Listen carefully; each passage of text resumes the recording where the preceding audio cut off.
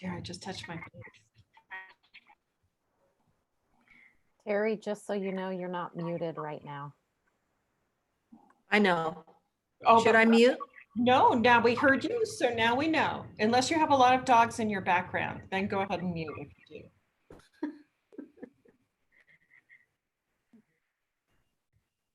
Oh, I like the Rantala in the background there. In case we forgot who she was.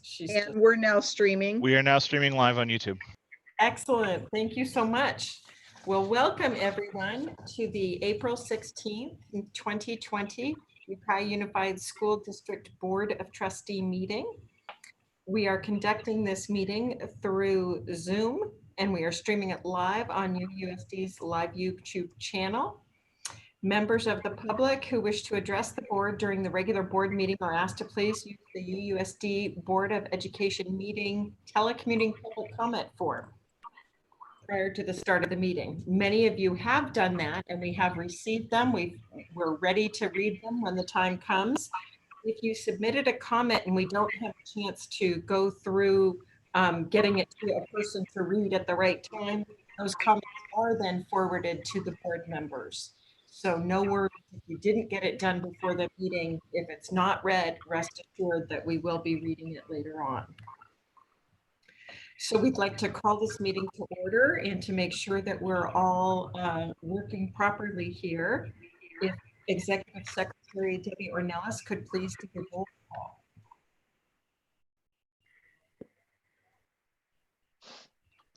Trustee Arkin? Here. Trustee Barrett? Here. Trustee Diaz? Here. Trustee Fernandez? Here.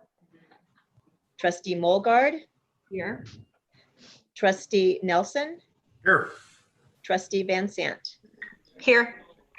Wonderful. Everyone was accounted for and we could hear them all. Perfect. Is there any public comment regarding closed session items? None received. Okay, great. So we were in closed session. Were there any votes that we need to report out from that closed session? Superintendent Cupin?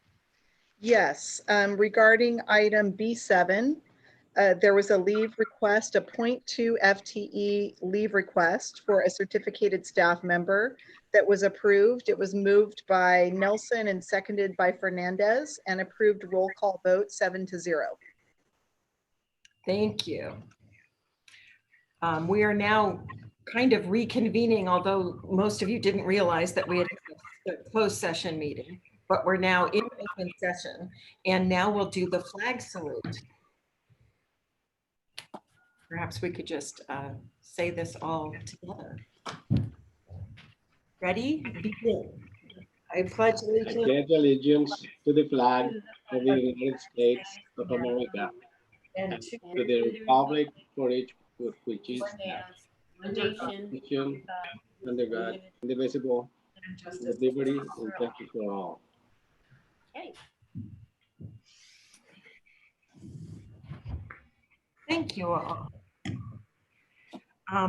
Is there a motion to approve the agenda, or are there any items that need to? I so approve. I'll second that. Okay, moved and seconded. All those in favor? Aye. Aye. Okay. Any nays? Any abstentions? Okay, we will move forward with the agenda as approved. Executive Secretary Ornelas, are there any public comments for items not on tonight's agenda? Yes, there are, and Superintendent Kubin and I will take turns reading those comments. Fabulous, thank you very much. Before we start, I'll read the following public comment was received by the district using the telecommuting public comment form. For ease of public participation, it will be read into the record by a district employee. This should not be construed as an endorsement of this comment by the district or as a position of the district. First item received was by Kimberly Valley. Hello, Board of Trustees. I am a Hopland resident and live directly across the street from the Hopland School on Ralph Bechter Drive. I am reaching out to protest the trade of the Hopland School property to anyone, in parentheses, Gary Breen or anyone else, who has intentions to build high-density housing on the property. While you may have not been able to control what happens with the property once it is traded, please know that I personally spoke with Gary Breen, who expressed a clear intention to build a high-density housing on the school grounds, which alarms me greatly. Such development would devastate our small community. We would not have the infrastructure to support a sudden surge of residents in such a tiny area, and those of us already living there would be jeopardized. There are many other issues for the school property which the community has discussed and agreed upon, including but not limited to a vineyard or other non-cannabis agricultural, reopening the school, in parentheses, perhaps a charter school, and repurposing or rebuilding the facility as a community center and park. Please note, I completely understand the financial interest in this property, considering it is valued at nearly $1 million for housing. I have worked in the public school system at the district level and at a county office of education for over 10 years. I understand the precarious nature of school budgets and the need for every dime, especially in anticipation of the economic fallout of the coronavirus. I truly do understand that $1 million would mean a lot to UUSD. I get it. I also know that the Hopland community will do everything we can to prevent Gary Breen or any other developer from building high-density housing on the school lot. Please do not agree to a trade of the Hopland School property to Gary Breen for any reason, and do not agree to trade to any other developer for the purpose of constructing high-density housing. Thank you for your consideration. Am, if I might ask, can we use the reduced disclaimer that this isn't a message from the district as we did at the last meeting? Of course. Yes, so this is a public comment from Ken and Kathy Richter. This is in regards to the sale of the old Hopland Elementary School. We are not really clear on what is being proposed, as we have heard so many conflicting stories and cannot seem to get a straight answer from the proposed buyer. There are also major water and sewer hookup issues that have not been addressed. The developer needs to be way more transparent and truthful with his intentions for the proposed property. The community was very hopeful for the prospect of a charter school. Regardless, we are a very small community and want to be sure that whatever gets developed there, that is for the good of the town plan and the community. This is a public comment by Taylor Macri regarding the sale of Hopland School property to a local developer.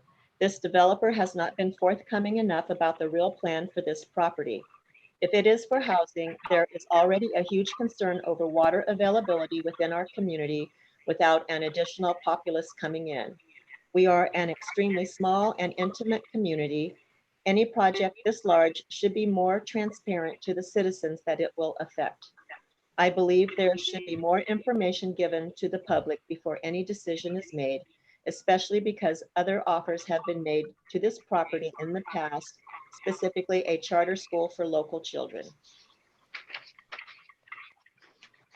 This is a public comment from Amy Frost. Please hear the collective voice of the Hopland community urging you to pause any actions regarding the property exchange of Hopland School. Our voice will only become louder and more united in the months ahead. As many of the board members know, there was a proposal submitted for a charter school to the district through Terra Realty. That request was ignored. You will continue to hear that community members were not informed about your choices to move forward with this desired developer, and any request for a charter school was pushed aside due to the financial impacts on the district. UUSD should not be able to complete a sale or exchange without addressing the community's concerns and desires. Just to reiterate my previous public comment, the 15 most populous cities, towns in Mendocino County all have elementary schools less than 5 miles from their town center. The closest elementary school for Hopland residents is double the distance than it is for other communities. Hopland students spend hours on the bus to and from Ukiah. How does that serve our community well?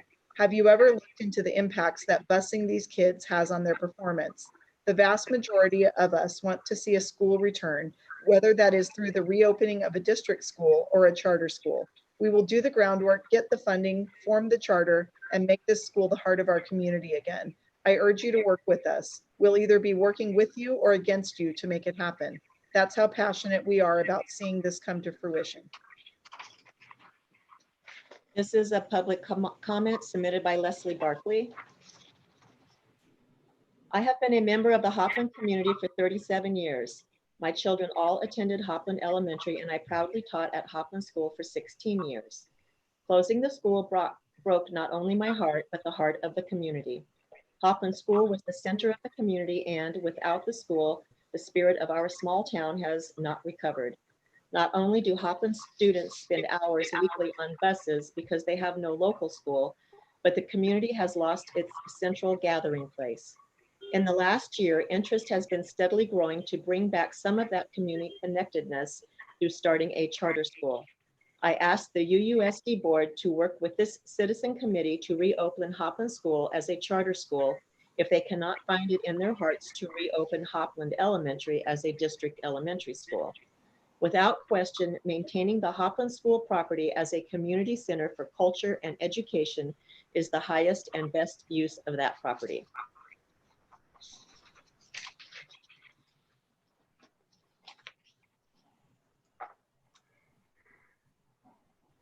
That's all the public comment I have. Okay, thank you very much. We will now continue with our next agenda item. Employee organizations brief reports. California School Employees Association, CSEA, Lisa Rentola. Hi, can you hear me? Yes, perfectly, thank you. Okay, I changed my headset. Well, good to see everybody's well, first of all, long time no see. I would like to report that we are going to have a barbecue and throw cake at my face, but I don't think that's going to happen this year. So the classified unit has been amazing, as your leadership team will tell you.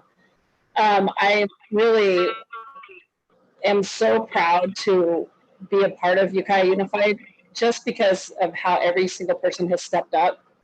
They are volunteering, they are doing whatever they possibly can to ensure that our kids are not only being fed, but getting Chromebooks out, getting their packets together.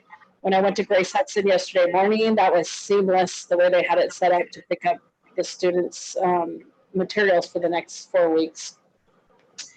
I know it's been a struggle for teachers to learn how to do distant learning like BAM all of a sudden, but they've also stepped up. And I just feel like, everybody, in times of crisis, and we've had many with the fires and everything that's gone on over the past few years, I'm just super proud of everybody's ability to come together and work as a team and make sure everything's getting done. We've not had a lack of participation at all, and so I'm really proud of everybody, all of them. And I am very proud of our leadership team. Dad, Nicole, you guys, Katie, all you guys working your butts off. It's amazing. It's heartwarming because the kids are what's important, and they're struggling right now. They don't get to be with their friends. They don't get to they don't get to do anything. So it's difficult for everybody, but I think the kids are affected the most. So I want to thank all of you for ensuring that they get as much normalcy as possible. Deb putting out reading those books on Facebook is amazing. It's good for kids to see a familiar face, but it's heartwarming. They're like, oh, it's okay. Like, Deb's okay. My teacher's okay. They're still talking to me. They're still reading to me. So all of that stuff, I just want to say thank you. I'm so grateful. So we're happy. Classified is doing well. We're good. And we're super proud of you guys. That's all I have. Thank you, Lisa. You're welcome. Now we'll hear from the Ukiah Teachers Association, Terry DeSalke.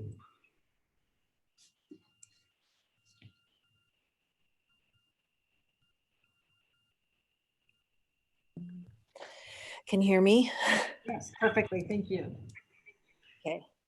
So I am very challenged out here. As you can see, I already got cut off once. So I'm going to be really fast. I'm really proud of our teachers, our students, our parents, our administration. I agree with Lisa. We all work collaboratively together for our students' sake to do what's best for them in this unprecedented time. Some things that I know our members are doing: teachers are reading stories and teaching via YouTube videos. They're Zooming and Google Meeting. All of this is new, flexing their time to accommodate family schedules, watching webinars online, teaching to improve their practice, mailing cards and words of encouragement to parents and children alike. They showed up to hand out food, prepare packets, deploy Chromebooks. They're looking out for our kids and looking into new ideas, looking ahead to plan for future needs. We are concerned about the future of education, all of us, and the funds needed to keep our quality programs going. And on a good note, our gardens are growing. Woo! And that is pretty much my report. We actually had a bee swarm at Ukiah Garden that we were able to take care of. So I'm very excited about that. I will be calling in to listen to the rest of the meeting because I think it's better that way. So I'm not popping in and out. Thank you very much for what you're doing, board and administration. Appreciate it. And thank you to you, Terry. We'll now move on to our leadership report. Tina Burrell, the principal from Calpella Elementary. There she is. Wonderful. I'm going to share my screen while I'm talking. Great. So you're going to get to see that. And it's going to take me a second. Okay. So I'm here to, can everybody see that? Yes. Yeah. Okay. So, so the new normal for leadership right now, we've made a lot of adjustments. We are meeting bi-weekly now with Zoom meetings. It took us, we had an option to actually go like every day, and some of us asked for every day. So Deb was available every day to get on and just kind of check in with each other. Kind of felt like kids in a classroom ourselves, you know, wanting to see nice smiling faces and friendly faces. So we've migrated to bi-weekly Zoom meetings. And then just so you know, as a leadership group, California Principal Support Network is also including us in statewide and local network Zoom meetings. So we are getting a lot of support and learning how to do the Zoom and the class meets. And as far as Calpella Elementary is concerned, we have this beautiful mural that Lonnie Lopez has worked on for us with the Cubs coming out on a, it's just, we had a rock project. And so all the kids painted a rock to go in and as part of the rock beds. And we were just getting Lonnie to get ready to go into the classrooms when we had to switch to remote learning. But we did also, I do want you to know that we have recouped 130 days on our Saturday school. We continue to do that from the beginning of the school year. And so that is very exciting for us that it's still a much wanted thing by children. They are asking if they can go even when they don't have absences. And here are some of the wonderful things that everybody's been talking about, including our superintendent reading on Easter Sunday. We do have a spouse who works for the Ukiah Police Department. And so what you see is some of the pictures of the kinder teachers jumped on and started doing things on their Facebook or actually getting a YouTube page. And that's just what the two presidents were talking about. Everybody's really stepping up. As we go further along, it seems like everybody's willing to take some extra steps. I had an IEP today with a class meet, went very successful. The parent was there, the SH teacher was able to share her screen and share the IEP online and get input. We had the classroom teacher there, so we had everybody there.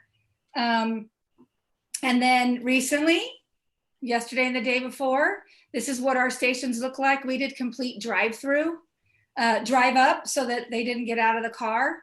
And they had little signs for the families, and they wore their gloves and masks, and we rotated through. And when there are no cars in our parking lot in the back, we have plenty of room to set up stations where we could get all the traffic to go through. Some things that I've learned, I'm going to stop sharing right now. Some of the things that I've learned, what remote learning is for me, is that the last 20 years in education don't really count right now. We have to rethink everything. It's lots of synapses being made with our brains. We're really trying to figure out how to connect with the kids, knowing that, you know, the staff is super important, and to see their faces, to see the kids' faces. We have, you know, for me, I have to remember to put my signs up so that people know I'm in a Zoom meeting. I had to learn how to elevate my computer so that I can look straight onto you guys. How to mute people, got to figure that out. How to share screens, and hope I put some. I had a staff meeting on our normal staff day, which was April Fool's, which was very sad for me to send out the email and tell them this really was not an April Fool's joke. That I had to have the staff meeting, and I was able to put staff in meeting rooms, and then hope that they would come back on the time. So it worked pretty good. I was kind of showing them how I'm willing to try something, even though I don't know what I'm doing, and make some mistakes, and, you know, kind of go through it together. And then I was also invited to be a guest on a class meet for a second grade classroom. And it was really fun to see them, and they were really excited to see me. I am watching a lot of staff really push themselves to learn new things. Like, I have a very experienced staff, so they're really in the groove of the classroom and the curriculum and all that. So this is really pushing teachers of all age levels and experience levels, and the support that they're giving them, each other, and the families. I have my social emotional counselor. She's got a page called Cubs Corner with Mrs. G, and she's posting things, and she's calling families. What's happening is teachers are, when they go to contact the students, they're actually contacting the families, and the parents are opening up. And so if they need some extra support, there's been a lot of outreach there. We were talking tonight about doing some type of virtual family night.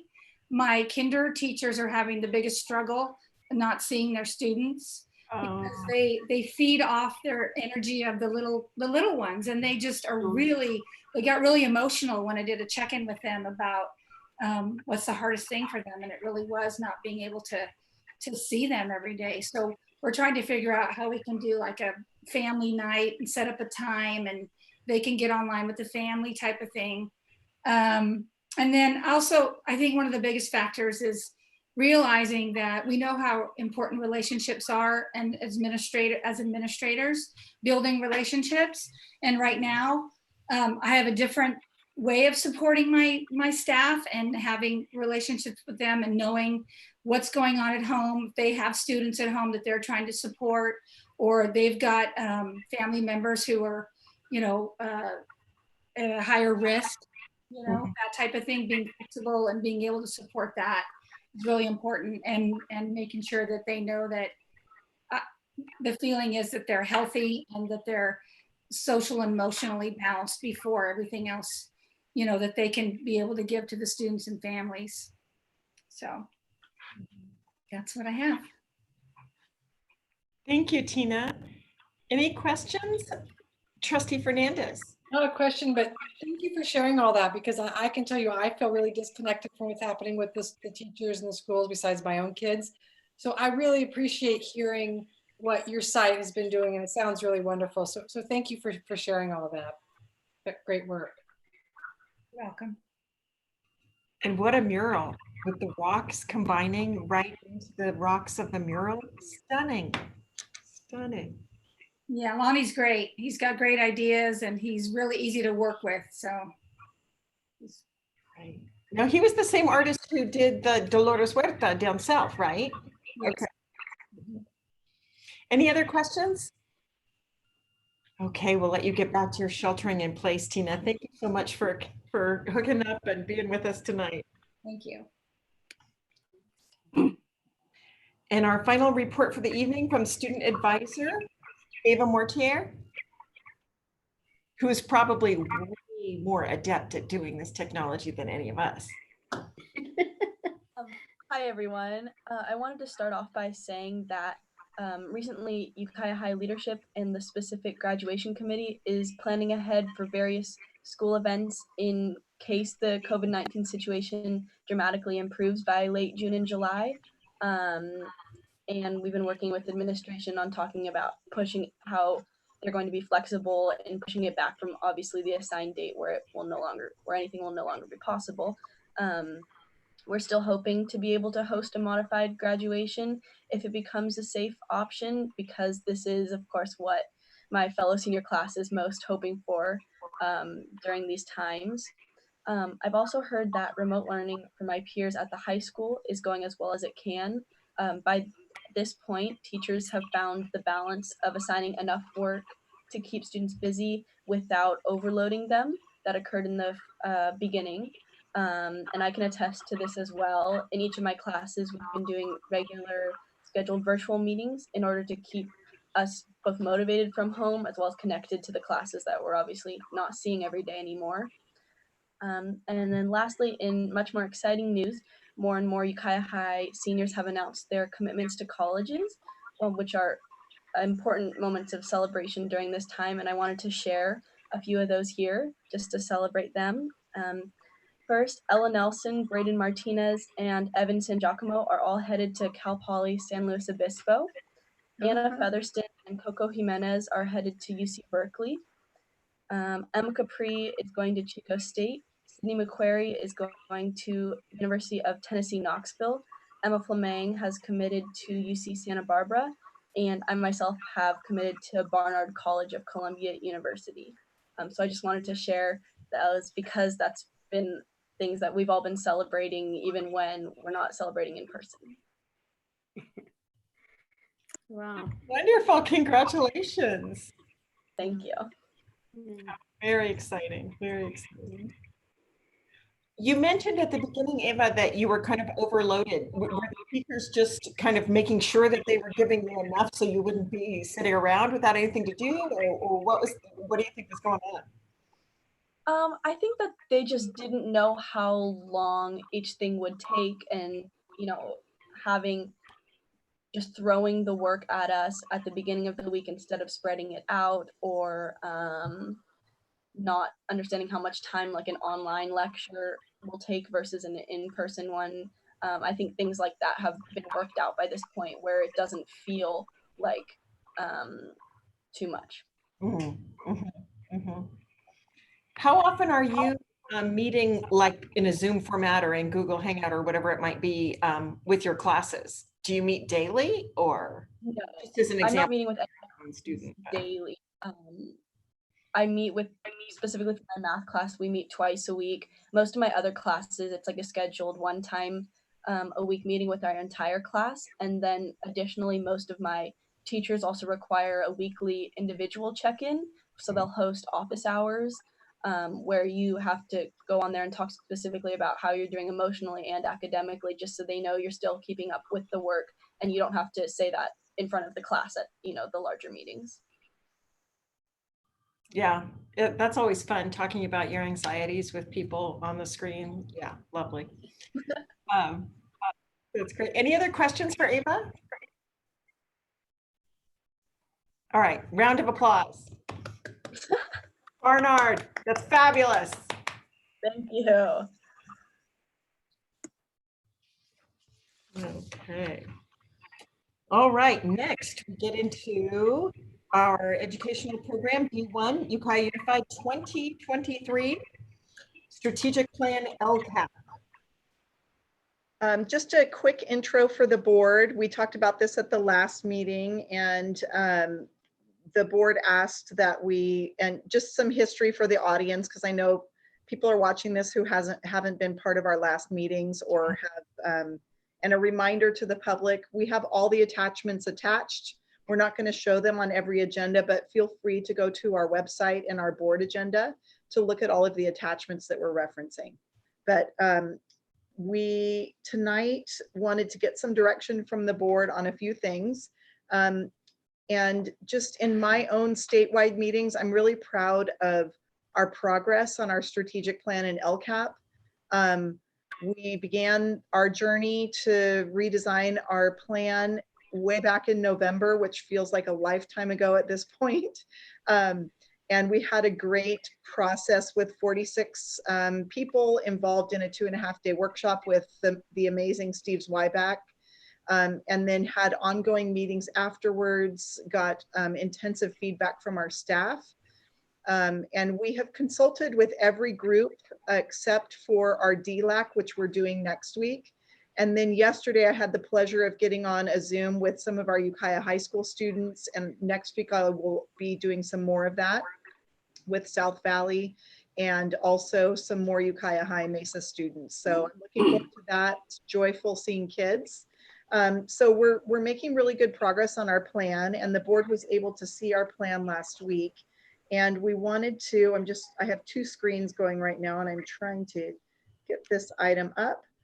We wanted to get direction from the board on a few things. One of those is, and again, I'm just pulling this up. And again, we talked about this at our last meeting, but we wanted to get some direction on our alternative to suspension classrooms. As you'll remember, this year we've piloted at Pomalita, the Restorative Justice Center, and you heard from Principal Barrett about how that's going, and we had a teacher and a student come and present about that. And so we feel like that's a promising practice that should be expanded to Eagle Peak and Ukiah High School. Those are very unique people who we have to hire to be those teachers in those classrooms. So it's important to be able to recruit early enough to find really good teachers for those classrooms. So we'd like to get direction from the board on those 3 positions. And as a reminder, we funded this year based on some one-time federal funding that we got because of a designation that Pomalita had. And so that we will no longer have that funding moving forward. So we would need to get authorization for 3 FTE alternative to suspension classrooms. We also had some discussion at the last meeting about the 1.0 FTE STEM TOSA. So we wanted to get some direction there. And then we also wanted to get moving on our social emotional counselor. There's input that we wanted to increase social emotional counseling, and truthfully after this, this crazy time that we're in, I'm sure we'll need it even more. And then finally, we wanted to get some input on, the board asked that we discuss whether or not to continue the 1.0 FTE classified manager behavior support specialist. So we really wanted to get direction on those 4 things tonight. We do recognize that the impact that the pandemic is having on our economy. We don't know what's going to happen in the future. We will get some more information at the May revise, but a lot of the state meetings that I'm on talk about how we may not really even know our budget picture until August. So on a good news note, we did hear back on our CTE grant. We got a CTE grant. And so we've made those budget adjustments in these documents. We've also made the adjustments based on the feedback that you gave us at the last meeting. So all these documents have been updated. We were supposed to hear tomorrow about our school climate grant. Of course, understandably, it's been pushed until May 8th. So we will not hear about that grant until May 8th. So we still have those positions in the plan for now. We're hoping that we'll get funded for that ongoing grant. So we're hoping to get some feedback on those 4 positions. I do believe we have some public comment on this item. So President Mulgard, however you want to do this, we just one more note before I'm quiet. We do want to move forward on our plan. I know that the state is talking about relaxing the timelines around the LCAP, and we feel like we are to the final stages of our plan, and it would be, we've done a lot of good work this year with stakeholders, and we feel like pausing that and just sticking with our current plan for one more year is really not the right approach. So we would like to move forward on the plan, but just on these particular items, the rest of the plan would come to the board in May and June. But we just want to get hiring on a few of these. Right. We understand how competitive that market is. So we'll do the best we can to give some guidance this evening. Are there any board comments about the choice to go ahead with the 3-year LCAP that we've been planning on versus taking extra time? Is there any comment about that issue? Because if that's an issue, then it might change quite a bit of things. Trustee Nelson? It's been a long time since I've done that. The one question that I have, as far as I'm in favor of the concept, the process was really nice to be part of and watch. I think that we should move forward. The one concern that I have is if we start hiring, things are going to go south. There's no, in my mind, there's no doubt about it that we're going to be facing some rough times.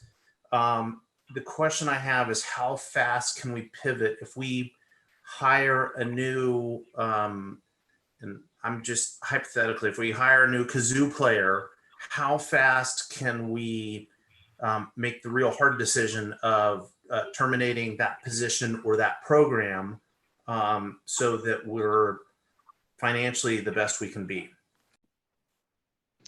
So for certificated staff, we can't pivot very fast. You know, there are March 15th notices and that sort of thing. Now on these positions, 2 of them are certificated. It will take us some time to post it and get applicants and go through a process. And by the time we do that, we should know more from the May revise. So at that point, we could always pause. If things look really bad at the May revise, we could pause and not move forward on those. Within the plan, there are other areas that we could reduce that are not certificated. So those we can pivot a little bit faster on. So, no, it's more like 80. It's more like 80. Trustee Van Zandt, could you please mute? Sorry. So anyway, and again, there are certainly budget concerns, but on these particular positions, if we don't move forward on them soon, I would suggest that we just pause for a whole year before we hire them. So our opportunity would be at the May board meeting, which occurs after the May revise. Steve, the May revise is May 14th, right? Isn't it supposed to come out May 14th? Yes, I believe so. And then our board meeting is on the 12th. Well, that's not very helpful. Well, you get rumors though.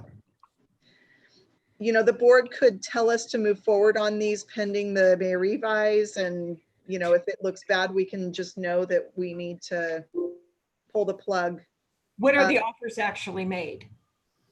Well, we have to post the positions. And you know, it takes, if there's an internal transfer, I believe it gets posted for up to 5 days for the transfer. And then if somebody transfers, then we have to post the backfill.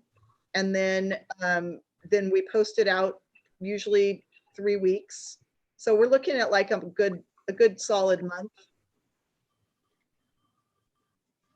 which gets us to the May revise. Trustee Nelson? I guess let me backtrack a little bit. I wasn't really referring to these three positions or four items that we're discussing tonight. I was more thinking if we go from one strategic plan to the other strategic plan, it really doesn't matter. I guess it really doesn't matter which plan we're on. The question was more general, not these particular positions or programs, but if we have if things change really bad, I guess we can make changes mid-year, even though it'd be rough if we had to. there could be some changes we could make it mid-year. We just can't lay off certificated staff mid-year. But there are other things that we can certainly do mid-year. So if we make a commitment, it's for a year in terms of teaching staff. Yes. Does that answer your question, Trustee Nelson? It does. Thank you. Okay. Any other comments about the initial decision to be made about whether or not to move forward with this plan or to wait, given that we have been granted more time by the state? Trustee Fernandez? I would like to move forward if we can, since we've done so much work and staff has done so much work and we're so close. It feels like if we wait, what would really be the point of that, since we've done so much work and maybe other districts haven't. Trustee Van Sant? I concur with Trustee Fernandez. Okay. Does anybody not concur? That's an easier way to say it. Okay, good. All right, so we are plowing forward due to all the work that's already been done. So we'll keep going there. Does the board have any questions for staff? And then we'll go to public comment and then we'll come back to the board after public comment. But are there any questions that are nagging at you that you'd like to hear discussed right now? Trustee Van Sant? I think Superintendent Cuban probably already said this, but maybe I missed it. Is the additional social emotional counselor that's being recommended, was that at a specific site, or I kind of lost track of where that person would be? It would serve district-wide. I don't know where they will be housed yet, but it will definitely serve the secondary program. Not in elementary at all, or? Well, we do. I mean, they do a little bit of. And they each have their own. Yeah, they're all sort of. You know, they're under the student services department and they serve multiple school sites, depending on what the need is. And then we have one social emotional counselor who specifically focuses on students who are having some attendance issues and some severe behavior issues. That's one we already have, are you saying? That is the one that is funded through our grant that my rose-colored glasses are super bright on that we're going to get, but now we're not hearing until May 8th. So if we don't get that grant, what are we going to do? If we don't get that grant, we would consider this position to backfill for that one. And we wouldn't have 4, we'd only have 3. Okay. Thank you. Yeah. Any other questions? Okay, then let's go to public comment, please, on this agenda item in particular, the strategic plan 2020 to 23. I will start, Executive Assistant Ornelas. This is a public comment. And just to note on this, several of these are relevant to the next agenda item, which is which is not the next agenda item, but F2, which is resolution number 23, elimination of classified management employee services. But I'd like to read them now because the board's going to give us direction on this topic now. That is just a formalization of the action that you'll take now. So I'd like to read these public comments related to this item, if that's okay, President Mulgard. So stipulated. Okay. This is from Emmet Eli. My name is Emmet Eli, and I would like to briefly address item F2, Resolution 23, regarding the elimination of classified management employee services. It has come to my attention that such a resolution would eliminate the behavioralist position at Oak Manor Elementary School. While I understand that this allocation of supplemental grant funds represents a significant expenditure of resources, it is my belief that the behaviorist position at Oak Manor is incredibly important to student success. The behavioralist provides vital services and interventions for students who are struggling, and in particular for students who face significant challenges, yet who fall outside of the special education system for one reason or another. They are able to form productive relationships with students and can represent an important third party for students to turn to that is removed from both the classroom and home environment. I would urge you to please carefully consider the impact on students eliminating such a position would have before making any funding decisions. Thank you very much for your time. This is a public comment submitted by Verba Kravchik. Oak Manor absolutely needs the behaviorist position. Jackie has been vital to our Tier 1, Tier 2, and Tier 3 support system here at Oak Manor. She has also made herself available to other school sites as well. We cannot do what we do without her. Our population is in dire need of extra supports, and our staff depends on her daily. I can only imagine that when we return from our current remote learning situation, we will need her even more. She provides something for our staff and students that our counselor cannot. No one can do what she does. Please, you can eliminate this position. Call me at 621-1461 so I can voice my opinion before you vote on this item. Thank you. This is a public comment from Jeanette Ayala. The district's behavioral support specialist plays an immense role within our Ukiah Unified School District families and community. Having her at Oak Manor has supplied not only parents and students, but also teachers and staff members with equipped resources on how to work with students' behaviors in a school setting. The behavior specialist has helped tremendously with the social emotional well-being of our community and has been a blessing during this difficult time by reaching out to students. I truly hope we can continue to rely on her support and see friendly face in our school community.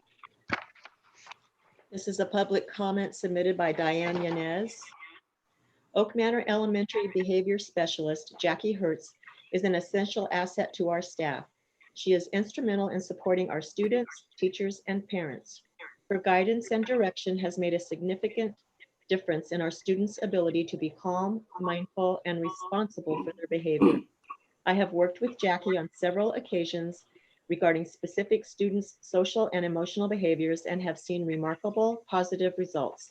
She is a vital Oak Manor team member whom we cannot afford to lose. Thank you for your consideration.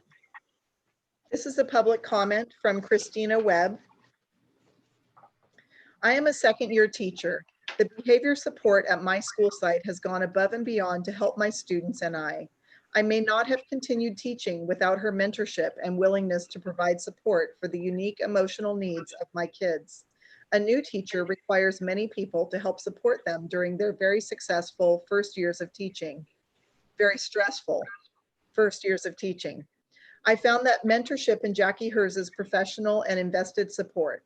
Our students have challenges that affect their social emotional health. A behavior support is an important position to provide help to these struggling students. Our behaviorist serves many roles at the school. She observes students and attends IEPs, helps to write behavior plans, provides one-on-one support for students struggling with emotional health, trains and implements social justice strategies, and is at every recess helping to resolve conflict. She provides support to staff with trainings on social justice, trauma students, and is a go-to support for any questions regarding Second Step. She also visits classrooms weekly, delivering mindfulness lessons. She collaborates daily with our school site counselor to plan strategies to meet the needs of our most vulnerable students, including issues surrounding self-harm and suicide.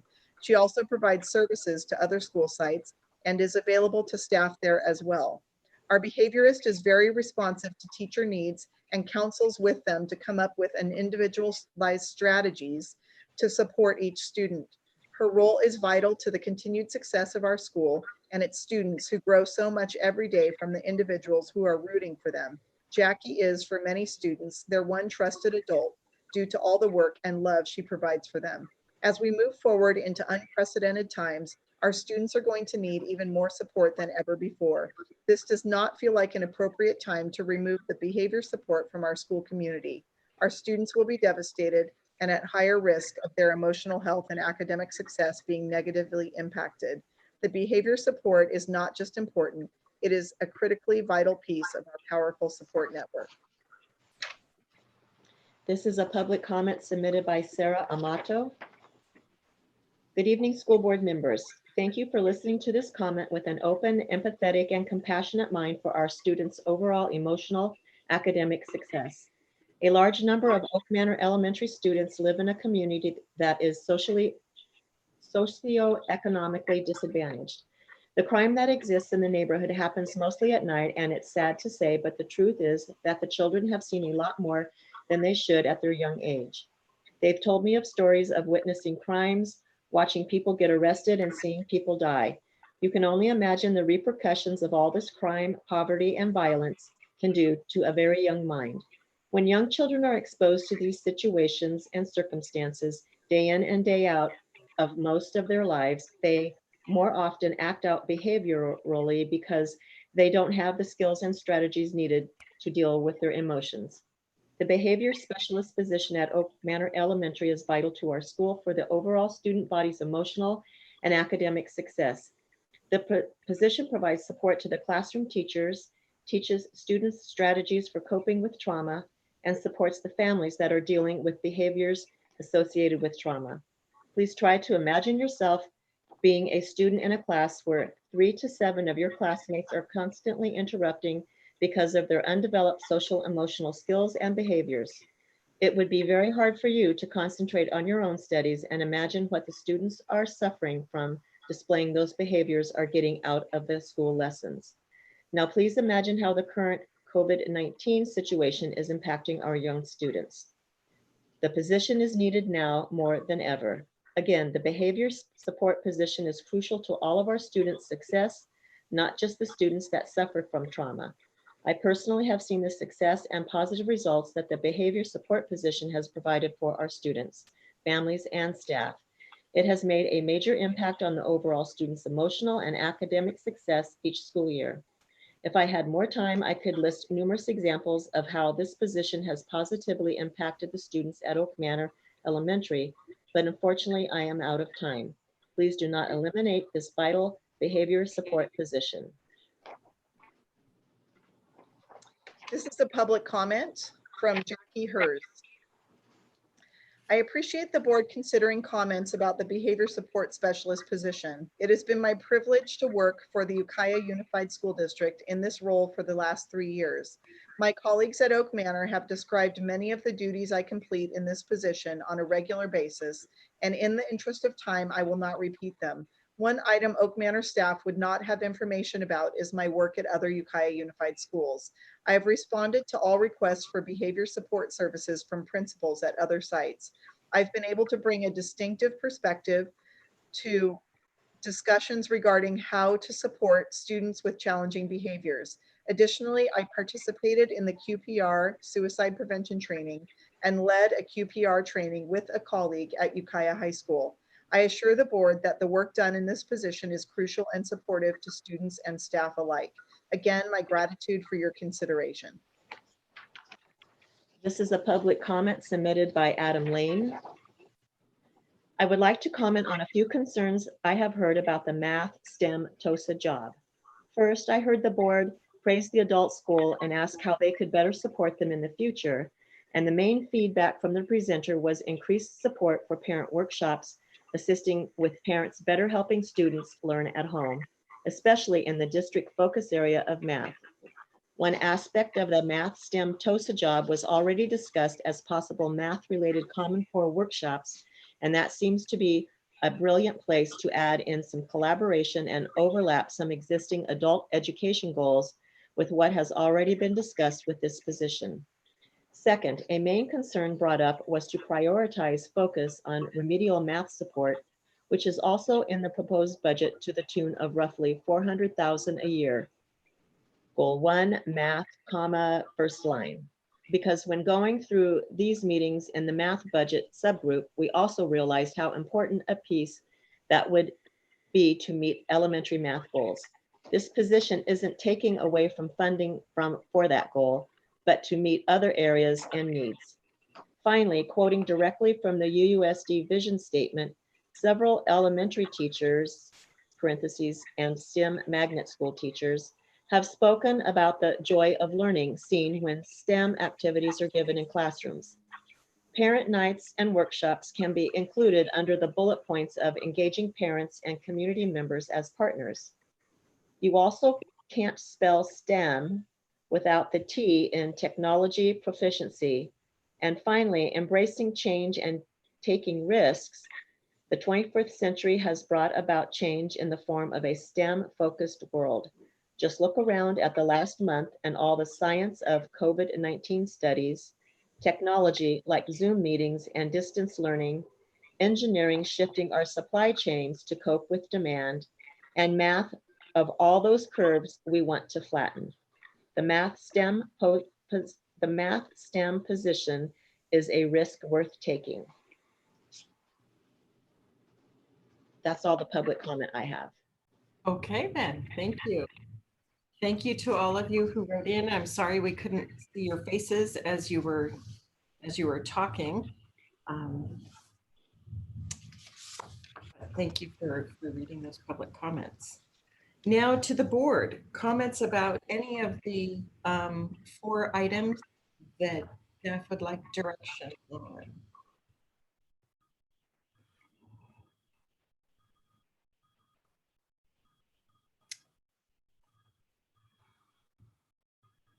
Trustee Fernandez.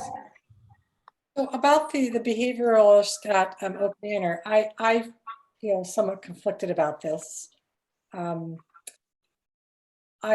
understand that the teachers there would really obviously want to continue this position because I'm sure there's a lot of benefit to that particular site. Could you remind me again what the greater consensus is, Superintendent, with leadership on this position? Is it just Oak Manor that really wants this position because that's where she is, or is it are there district-wide feelings on it? So we talked about this again this week at leadership, just to make sure we understood what the direction was of the group as a whole. It's mostly an elementary, 3 of the elementary principals spoke to it and talked about how the support that was provided was beneficial to their school sites. Nokomis was about to embark on some work with this position right before we went to remote learning. So they had a plan going forward with this position, providing greater support at Nokomis. But in the end, the overall direction from leadership was that they feel that we need something in tier 3 supports. So we've got good tier 1 support, which is what all students get. We've got some good tier 2 support, and there's not a lot with tier 3. They just weren't sure that if this was the right position. So what was that actually? They feel like they need something. What was that actual breakdown between principals then? Was it 3-3 is what I recalled seeing? There was no vote. It was just a consensus in the end about that they feel like they need something for tier 3 support that is a district-wide approach, not just for one school site, but it's kind of within the student services realm, managed under the student services department. But they're just not quite sure that this is the right position. Deb, I'm not totally following that then. Is the suggestion that we could either eliminate the position entirely or we could modify it so it's a district-wide position in a different kind of format? Is that what you're saying? Or would we still need to eliminate the position and do something else to achieve support for tier 3? I'm not totally following what the options are. Yeah, there was a lot of discussion, Megan, and it was a little, I don't want to say unclear. What they arrived at was that they feel like something is needed. It needs to be coordinated with part of a team supporting students. And they just weren't sure that this was they thought maybe that a different type of position would be more helpful. Katie, do you have anything to add to that? Did I capture that well, the discussion? Yes. I guess my thought is I appreciate all the public comment, and I'm not surprised because most of it is coming from the school site where this obviously very talented and skilled and helpful person was working. But I think my concern about the position is that it felt to me not equitable. I mean, there's this one school site, which I know they have some high needs, but so do a lot of our other schools. So I'm more inclined to see a district level or a more, at the elementary school, perhaps only elementary schools, but something that's more shared amongst all elementary schools rather than specialized to Oak Manor. I appreciate the public comment, but it's hard to evaluate because of course they want that person at their school. That would be, I would expect that. It's harder to evaluate it from a district-wide perspective, which is our responsibility. Trustee Arkin and then Barrett. I too am a little confused because you said that three other ones felt that was a good thing and positive, and the other ones weren't sure. Now they had an opportunity to also use her. Did they use her and not feel comfortable about it, or what was their reasoning if they needed someone and they didn't use her? The only school that she has done nothing at is Calpella. So out of all the elementary schools, the Calpella has not needed her support. So if they said, if the other ones have, and they're not all supportive of that, why is that? Well, the position was originally created because Oak Manor staff came forward and said, we really need some help. Right. We're having some, you all remember this, they're having some significant behavioral issues. We met with the staff, a bunch of different scenarios. And so this position was created for Oak Manor specifically because of their specialized needs at that school. And then last year, the board said, we'd like to see that position serve all elementary sites. And so her services were offered to all of the elementary sites.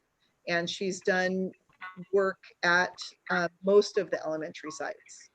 And it sounds like she did some work at the high school this year. I wasn't aware of that, but so I'm the whole team didn't really weigh in because the secondary, it's not really a secondary program. It's more of an elementary program. And because the person is housed at Oak Manor, she's definitely going to be doing more work there. When you have an employee who's positioned at a particular site, they will naturally do more work at that site. So do they want a person that for 3 months is at one school and then 3 months at another school and on and on? It just seems, I'm confused about they not seeming to want her, but want her. So I'm a little confused. Well, Carolyn, did you have something? Yes, I did. You want me to respond to that first? No, let's go ahead, respond to that, then I'll say something. Yeah, so anyway, I just, and we haven't in the past, except for this position, allocated resources out differently based on need. But, Oak Manor definitely has some student populations that have some they have the highest foster youth percentage in the district. They have, one of the, I'm just going to look at this real quick. They have 93.5% of their kids qualify for free and reduced lunch. And, Nokomis is at 96.6 and the other elementaries are lower. So they do have some specialized needs there.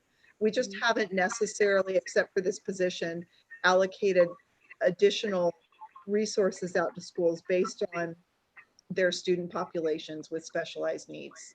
So anyway. All right, go Carolyn, I'm still a little confused.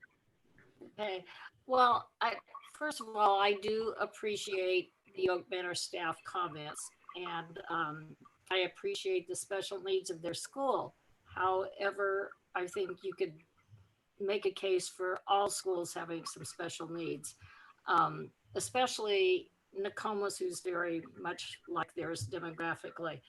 And I think all the schools could use a behavioralist. I mean, all the teachers could use someone, but we just don't have that many resources. We are fortunate enough that we're able to have a counselor at each elementary site, which I think is fantastic. And the comment about they're going to need this person even more next year, where all the schools are going to need somebody more next year. I mean, that is not just Oak Manor. And I felt from the beginning that this just isn't equitable. I think that the idea of really looking at the special ed team and maybe getting some more district-wide support for tier 3 students might be something that they want to study or would be a good study for next year, and if we have the funding available. But personally, I'm not in favor of continuing this position. Trustee Van Sant? Superintendent Cuban, remind me, this is included in the budget right now, is that correct? That is correct. So all of the positions on this staff report, the 3 social emotional the 3 teachers, the STEM TOSA, and the social emotional, they're all in the budget for right now. They are currently in the budget, yes. Okay. Deb, I do want to say though, the budget is over because we're waiting to hear about the grant funded positions. But there's a plan that if the grant funded positions don't happen, you would either, those positions wouldn't happen, is that correct? Or they'd shuffle into some other way? We're going to have to come up with an alternative plan, and we will know in May. Hopefully. How many positions are in the grant that you're waiting on? We have a counselor position, we have a teacher on special assignment, and a family community liaison. It's about $300,000 of a grant we're waiting on. Okay. Trustee Nelson? I think releasing staff is never easy. It's super unpalatable. I think that it's evident that leadership doesn't overwhelmingly support this. That tier 3 needs to be supported, but we need to start exploring another pathway to do that. I think it's very telling that the support documents that came in for this position all came from Oak Manor as well, as opposed to a diverse group of support throughout the various elementary schools. I have no doubt that she has really served the population well where she's touched. I'm also not in support of this particular position either. And I'm hoping for some clarification on, are we going to take these items one at a time? Or are we doing individual motions? I'm not sure what that part of the evening looks like. We are discussing them one at a time, and then there is no motion made on this particular item. The motion is made later on under a different operational section. Trustee Van Sant. I'm not totally following that. So the item before us is looking for direction, but the item later would include, because I guess we should look at the agenda. We have to legally take action if we're going to eliminate a position. And so that is what this particular one is found under F2 about the elimination of that position. And what about the addition of the other ones? Is that a different item as well? Or is that part of the direction? No, we need direction on those in this item. Okay. So the 5 you need direction on, and the 1 you also need direction on, but we actually take action later, which will be part of your direction because the action will reflect the direction. Yes. Okay. I mean, I guess I am, so I'm curious, President Mogard, as Trustee Nelson said, how do you want to handle these one by one, let's set aside the behavior specialist for the moment, but the other three, did you want to discuss them individually, or how did you want to handle that? By the other three. I guess, so I'm looking at the staff report, the other three line items. So there's, do you want to take direction on the I have to look at it, and I'm sorry, I've switched now on my screen. Do you want to take direction on the alternative suspension classrooms as one thing, and then direction on the STEM TOSA, and then direction on the additional social emotional counselor? Yes, but I thought that we had started at the end, and I thought we were discussing the social emotional counselor right now. I thought we were discussing a behavioral support specialist right now. Oh. Yeah, so we want to get direction on 4 things. And we were discussing the behavior support specialist. Maybe you were working backwards. Yeah. And started with the behavior support specialist, getting direction on that, and then working backwards up the list.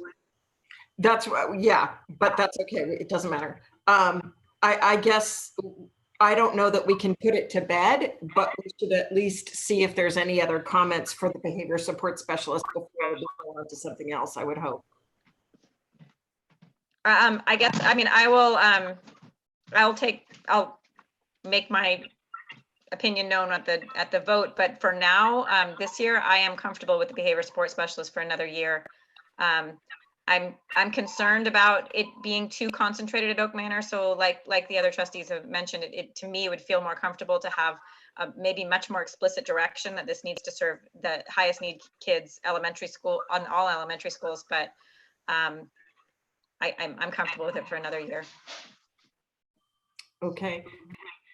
Trustee Fernandez. Is it possible to do that? I mean, I too, I feel pretty conflicted about this position. And I agree there will be even greater need, but that is district-wide. Is it possible to have this position not be just so solely focused on Oak Manor? And I know that when you're housed there, it's sort of natural that you're more involved in that school, but is there a way to make it that she serves more readily available for other schools? I'm sure we can figure that out. Absolutely. I mean, we can't really house the person here at the district. I'd like the person to be at a school site. But we could figure out how to carve the time up better. I would like to respond to Zoe. This is what we did. I thought this is what we did this last year. And so, again, while I think that we've tried that and it doesn't seem as if it was overwhelmingly successful. I have no doubt that the children and also teachers, actually the whole staff, that she assisted in learning new ways to deal with problems. That it sounds as if it was super successful from the public comment that we got. We've tried to divvy it up. It doesn't seem like it worked very well. And the other thing that I'd like to suggest is that having perfect parity in all schools is not necessarily something that is very good. We brought this behavioral specialist into Oak Manor for a reason, and we tried it. We changed it because it didn't seem to be a perfect solution. I'd like to say that we threw a whole bunch of resources at Eagle Peak for the STEM program.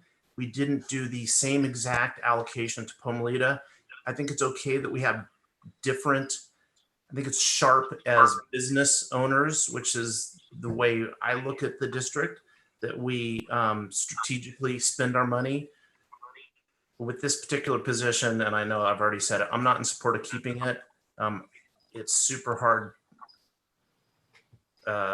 closing the position, but I think that if we want tier 3 support, we ought to put some thought into it and revisit this at another time.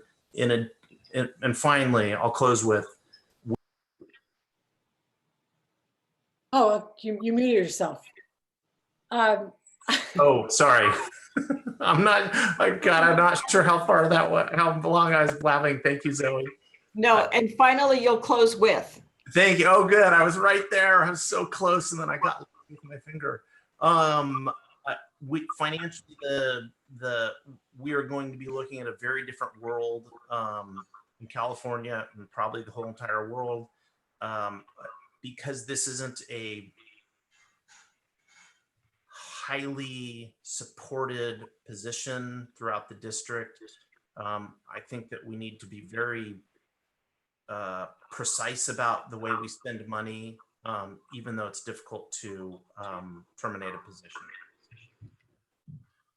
And Trustee Nelson, I know we said that last year about being available for those other sites, but I was envisioning something a bit more explicit this year. And I don't know that it was quite that explicit last year. It might have been offered, but I was thinking of something more than that. Okay. And I would probably be in favor of that as well, something more explicit, and especially perhaps sharing with Nicomas, just because when you look at the poverty rates, and we know the connection between poverty and ACEs and later school success, we know all that. And one of the reasons for the LCAP is to allow us as trustees and as superintendent and educational services is to tailor those services a little bit more where they're needed. And so I often give that example of, if you have a kid who needs glasses and a kid who needs braces, you don't give them both braces and glasses. You give the child what they need. And so in this case, I can see that Oak Manor and Nicomas would need more just because of the populations that they are serving. Other comment? Trustee Diaz, do you have anything to add at the time? Don't feel pressured. I just didn't want to make sure that I didn't accidentally not call on you. Okay, then back to Trustee Nelson. I really love your braces and glasses simile, homily, example. Again, we had a campus that said, hey, we need some extra help. And so we hired somebody to fill that position. And we altered it last year. And here we are altering it again. And it feels to me that we're altering it because we don't feel like terminating a position, as opposed to looking at our problem, talking about how we're going to resolve it, and then setting a plan and executing. We're saving something. And anyways, I'm not in favor of the position. Thanks. Anybody else that we want to hear from? And we don't have to, this is going to be a vote. This one item is a vote later on under F2. So even if we're giving unclear direction right now, we will be forced to give clear direction when we come to F2. So is there any further discussion? Any further comment by staff or board members? Yes, Trustee Arkin. I find myself in conflict here of which direction to go on. I do feel, as what Zoe said, that we were not as strong in given direction that we really wanted her to move out throughout the district. That we knew the emphasis would be at Oak Manor, but that she really needed to be borrowed everywhere. And I think we weren't strong in saying that and the importance of that. And so I find myself feeling, well, because of Deb mentioning the fact that it's going to be a difficult thing coming back. Possibly, we hope not, but possibly. And that she really might be more helpful to many of the schools where she wasn't needed as much. She really might be needed now. And that our other counselors are going to be kind of impacted with that, some of those same kinds of things. So I think that So there's a part of me that says, okay, one more year and that's it. If in the end, they do not, all the schools are not feeling, or the majority of the schools are not feeling that they're getting what's worth from her, then they no. But so right now but at the same time, we did say we wanted her to go out more, and it seems like it was still just limited. So does that mean there were no other problems? I don't know. That's it. I could certainly see using it as a year to both continue the good work, focus on the children who have less, and make a more defined plan for the future. Superintendent Cuban. No, I was just going to add that in reading one of the public comments from one of our newer teachers, it was just heartening to read her statements about how much of a support this position has been to her as a new teacher. I know a lot of newer teachers struggle with classroom management and dealing with challenging students. It's pretty typical of new teachers, and to have somebody to be able to come in and watch and give support when they're looking at particular student needs, I think that's compelling. Thank you. Anything else? All right, then let's think about, let's give some thought to the, well, let's go to the top, alternative to suspension classes.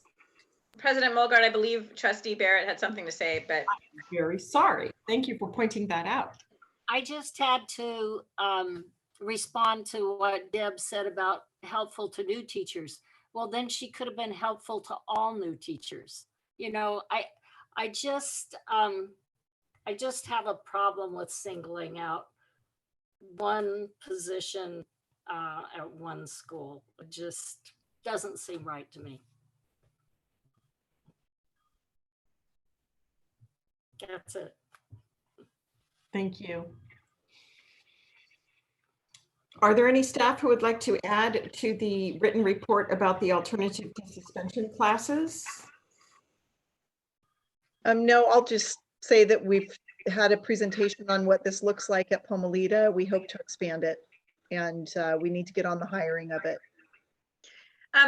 Can you remind me, was one of these potentially grant funded too, or is they're all three new positions? All three are new positions. The one at Pomalita was funded through continuous school improvement, but that's going away.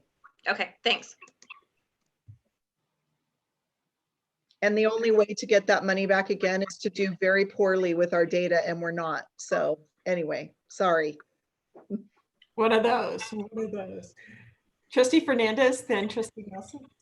I fully support this. Are you looking for a motion here, or how are we still discussing, or what would you like to do? A motion is not necessary, but we might end up taking a straw poll if it's not very obvious, so that staff is not confused about which part of the board told them to do what.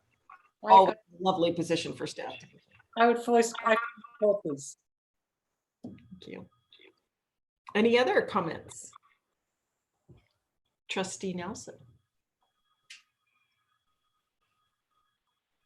Well, I'll get these screens down one of these days.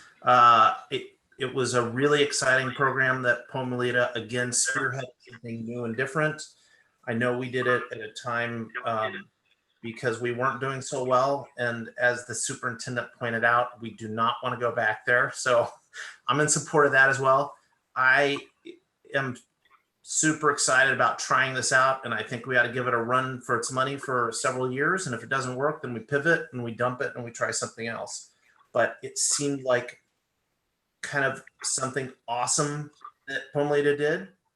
It's super expensive, which scares the hell out of me as we move into this new time, but I think we really, for the benefit of the kids, this is money that for me is very well spent. So I am in support of this particular project.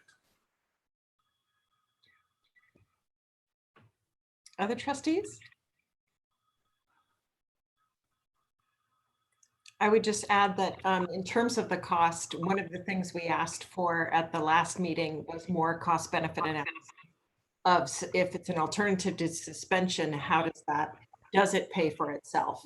And if it doesn't quite pay for itself, how much is it? Because some things look more expensive than they actually are because the lost costs are hidden in a much bigger pot. So I would certainly be in favor of continuing this project, is expanding and continuing this project. Any other comments by trustees we haven't heard from on this particular topic? Okay, so we had four people who specifically expressed agreement and 3 who did not express disagreement. So I would say that is direction to staff.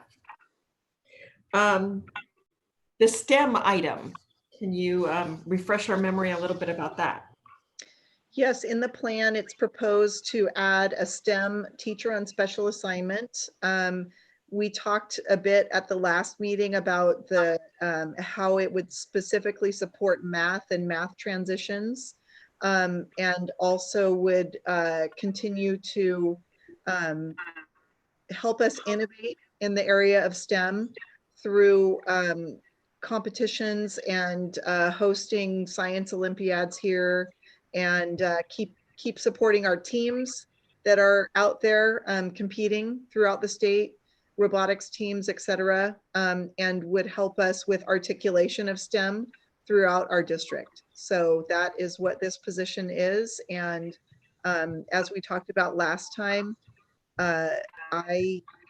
it's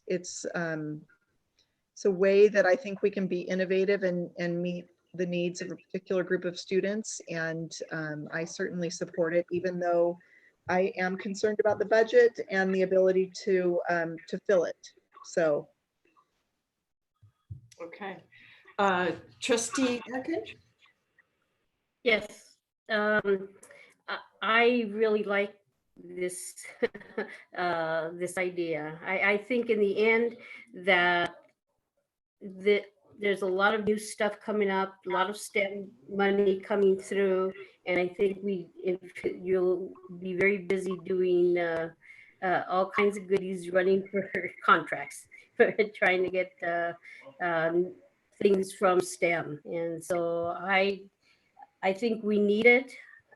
We've been kind of playing around a little bit here, a little bit there, and now with the emphasis that we've had at Eagle Peak, going to the high school and how hard they have worked and how Pomalita has worked, I think it's great for us to have someone that would do that specifically.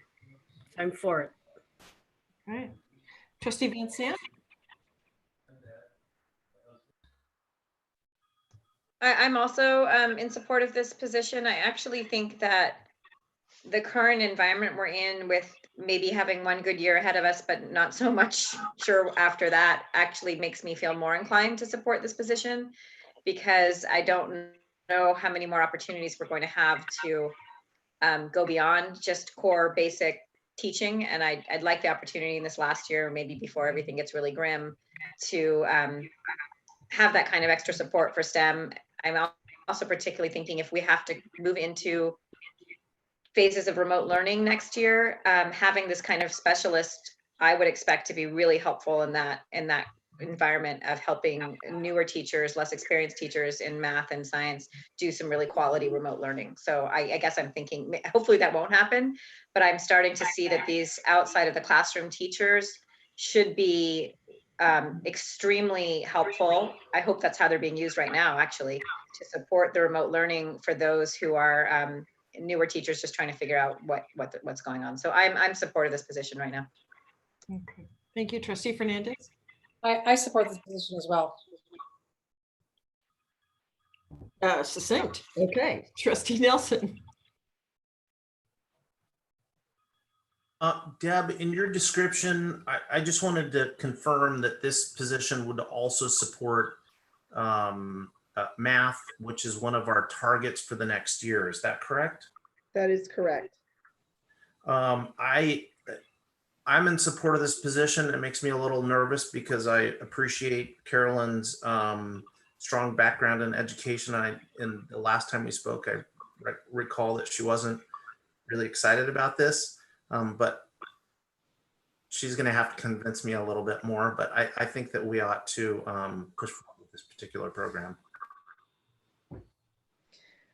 Trustee Nelson, on that note, sorry, I just barged in. I just wanted to say, also added to the materials at the last meeting, there was a concern that we didn't have enough support in for math.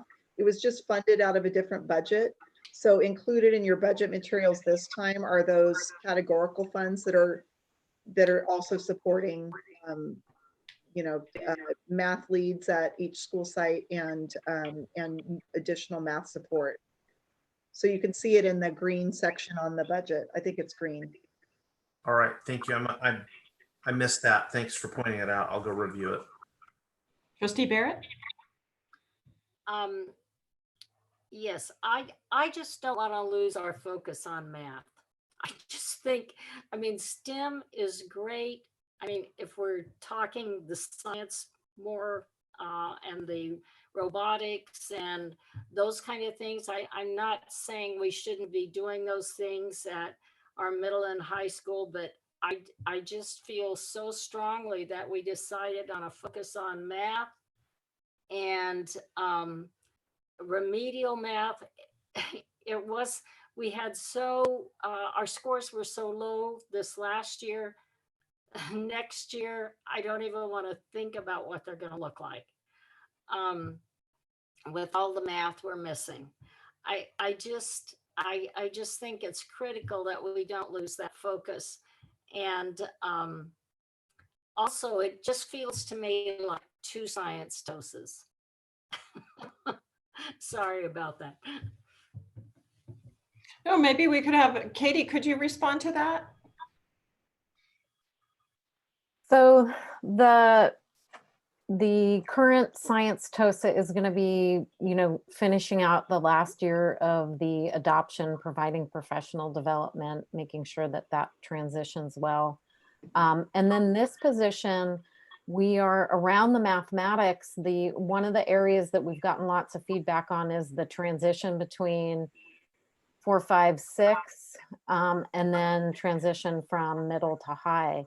So the expectation is that although STEM will be part of the position, that there is a strong and a significant amount of time supporting mathematics and making sure that those transitions are strong and teachers that need support have support. And then we have also put in, like Deb said, the categorical funds to have some site support, both with time to go into other classrooms and then also time in the outside of the school day to collaborate. Would this position be reporting to you, Katie? Yes.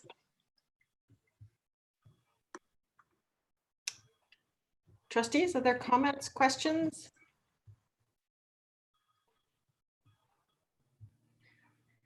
I'm not sure there's a consensus. I think I heard Trustee Fernandez, Trustee Nelson, Trustee Van Sant. Trustee Arkin. So I guess there is kind of a consensus because that's 4 already. Trustee Diaz, are you feeling more pro than con?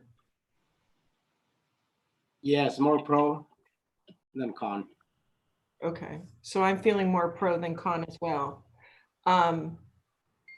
So I think we can say that there is direction to staff to proceed on this.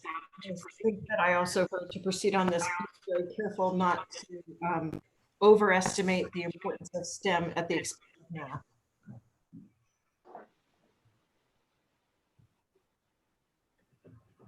Any objection to my characterization? Okay, then let's go to the next item, which was social emotional counselors? Yes, Okay. social emotional counselor.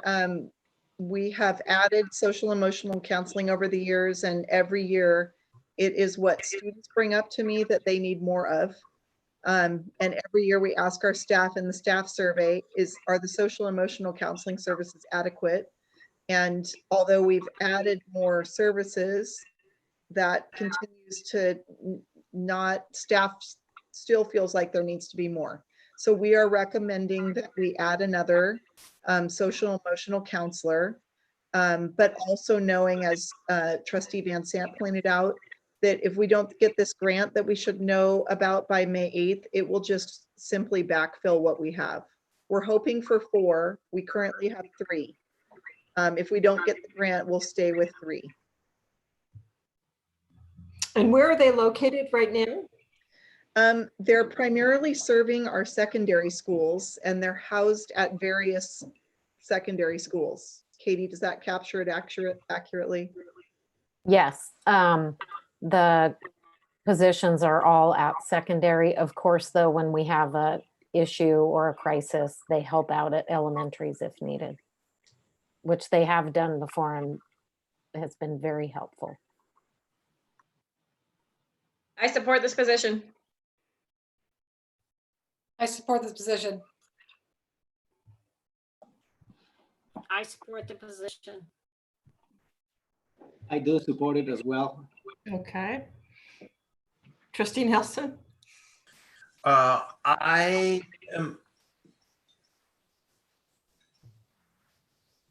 want to support all the positions, and we have this behavior specialist position that we've discussed, and now we have an additional social emotional counselor. They don't do this exact same thing. We don't have all the money in the world. I'm concerned about spending lots and lots of money.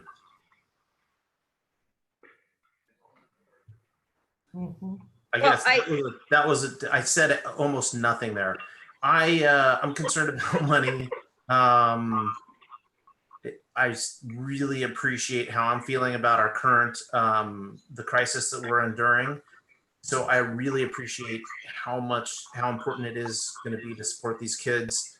I would pitch that this is the position that we should support, and we should not support the behavior specialist.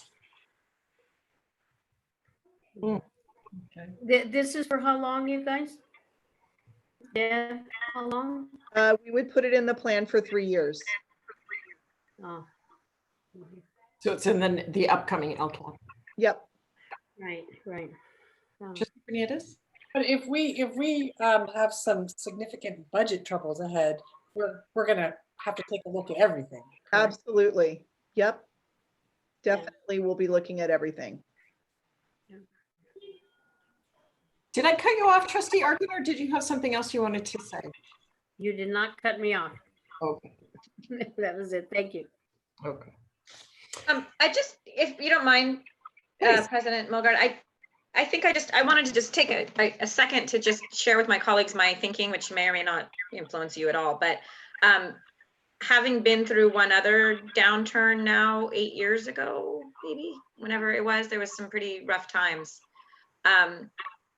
I felt at the time, and this preceded my time on the board, but I watched what was happening. I felt at the time the board, in a fear of what was coming, which was bad, did some fairly draconian things a little bit sooner than they needed to, and that became apparent as time went on. So for me, I feel like I know we've got some rough times coming, but the mantra of you spend today's dollars on today's students really stuck with me. And so for me, I'm feeling comfortable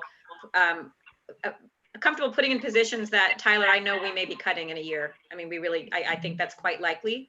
And so for me, I'm actually more comfortable putting in staff who are kind of supportive in some sense. I'm not saying they're not important, but they're not classroom teachers. And so I look at it as really wonderful to have, and this might be our kids' last year to have a lot of support. So I don't want to pre-cut it, is where my thoughts are. I know we're going to have some tough times ahead, but I want to give them this last year of bolstering up what they need, because it might be pretty grim following that. Well, also remember that the board before we came on the board was trying to maintain a 19% reserve. Not just build it up to 19 and then spend it, but trying to maintain it, which really made decision-making quite odd. At least that was my recollection. Trustee Nelson. Steve, I'm hoping that you can make me feel better about where we're going and why we should spend this money or not spend this money, or what kind of approach, not necessarily making a decision on this particular position, but how do you think we should be positioning ourselves as a district so we don't, so we're not in the red? You know, I wish I had a great answer I could give you. There's just so much that's unknown at this point. Even as Superintendent Cuban alluded to earlier, we're going to find out something more on May 14th, but even that may not be our final answer. So it's really difficult. I'm kind of saying nothing now, I realize, but it's hard to give you a very solid answer right now. Would you take the approach, my knee-jerk reaction, although I supported a lot of the other very expensive programs before this, so I'm sounding like a politician saying one thing and doing something else, but my inclination is to be more conservative now. But I heard what Megan had to say, which comes from experience because she's been in a situation like this that I have not been in. Is conservative a better approach? What have you seen in your tenure as a genius that I look up to? You know, times were extremely difficult back in 12, 13 and those years after, and districts all over the state. Whether this one position for 1 year is going to make or break us financially, it's that tension you always have, right? Putting money into the reserve, putting it aside versus spending it on this year's kids. Given there's still so much unknown about the spending, and given that by the time we get around to actually maybe being ready to fill this position, we might know more. It's hard for me to say, let's put the brakes on it right now, even as conservative as I tend to be. Interesting. Trustee Arkin. I just wanted to correct one thing. The previous board was not trying to maintain a 19 or 9% as you had stated. We won't get into it. I just wanted to correct that. We were not, that was not what happened. Okay. Okay. Trustee Fernandez, did you have your hand up? No.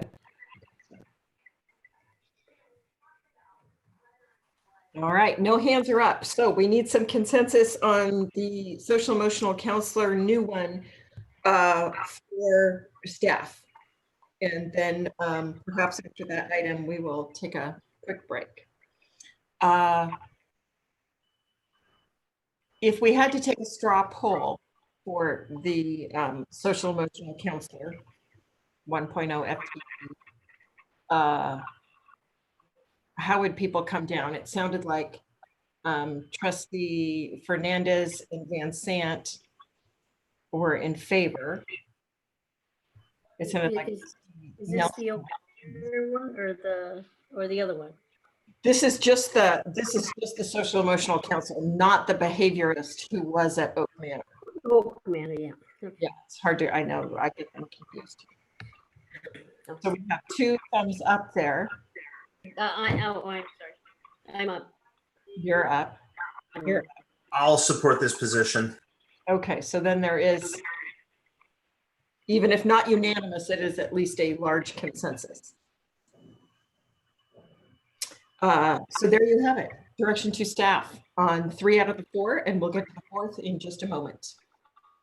So we will take, my clock here says 8:15, so let's be back by 8:20. Is that too fast? Because there's not that much more that we need to cover. I'll see you. Yes, we're doing a 5-minute break. Thank you very much. Yes.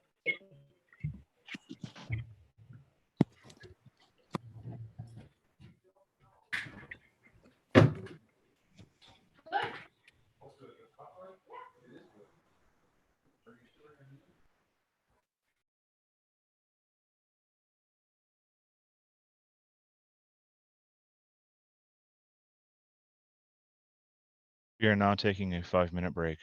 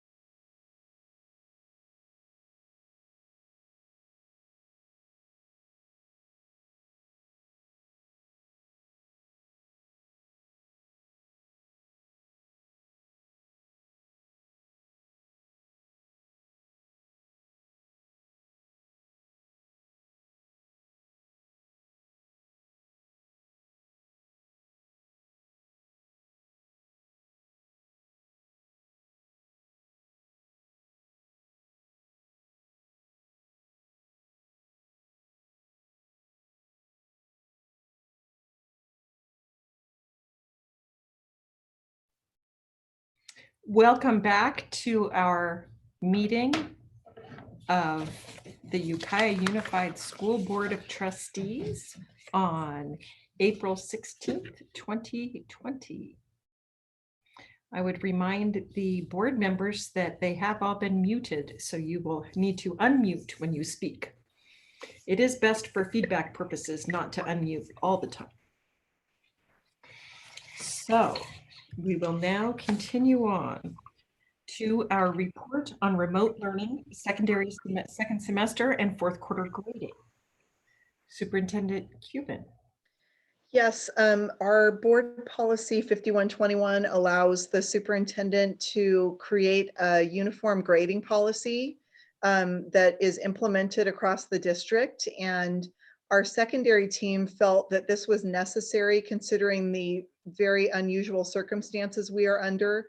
We really wanted to create a safety net for students who, for a variety of reasons, maybe lack of internet, maybe their home environment, inability to get help, that we've got a safety net there for our students who, for a variety of reasons, may not perform in the usual way that they perform in school. So this uniform grading policy was created by our secondary administrative team, and it was shared out with at 2 leadership teams and then to a variety of teachers. And we are just wanting to share it with the board and get communication out tomorrow regarding this grading policy. Districts all over California are doing a variety of grading policies and in order to create safety nets for students. So just in case the delicate superintendent was not clear, we do not have authority over this item. Do not try to overrule her. But because we are respected and wise members of our community, if we had some helpful suggestions, I'm sure that she would consider them. But this is not according to our governance procedures in our domain. Superintendent, Trustee Van Sant. Superintendent Cuban, is this, you said people are doing, different districts are doing a variety of things. Is this similar to what most districts are doing or not? It's somewhat all over the place. There's some districts who are doing credit, no credit, pass, no pass. On my state call today, districts are doing a variety of things based on the communities that they're in. There was one superintendent talking today who's in a very high achieving district, whose families were concerned about credit, no credit, and will their students be competitive with students who are getting a letter grade. And our UC and CSU system has communicated that they will be taking credit, no credit, pass, no pass, and it won't count against students in their grade point average. But people are fearful because it's something very different. So in this, ours is different for our community, but it was developed based off of the third quarter grade that students received. We still want students to be engaged in their learning. So we wanted to find some balance between a safety net and something that will continue to motivate our students to continue to engage in their learning. It seems like a really good plan to me. I appreciate the work that your secondary, whoever worked on it, did, because it makes a lot of sense. Thank you. Did you put this together yourself, or did you have help from, who'd you get help from? I did not put it together. Our high school principal originally drafted it and shared it with our middle school principals and our South Valley High School principal and our Ukiah Independent Study Academy, all of our secondary principals. Katie Summer worked closely with them on it. And then our teachers had some opportunity to give some input as well. There's not 100% agreement to this policy, but we feel that it is the best policy for our community. We have a large district, and it will be wonderful when we all agree on one thing 100%, but I'm not going to hold my breath for a while. But it's really great to hear that you had such broad input into this particular mandate. Thank you. Trustee Barrett? Oh, Trustee Barrett, please unmute yourself.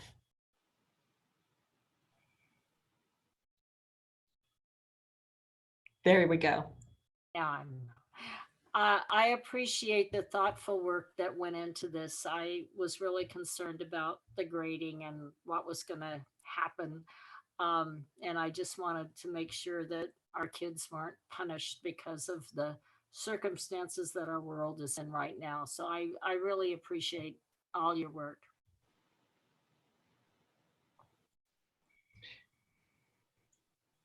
Superintendent Cuban, you're not concerned about the definition of participation? You're not concerned that people are going to spend a lot of time arguing about what is satisfactory, what is not? I'm sure there will be some people who want to argue about that, but it is definitely open to interpretation.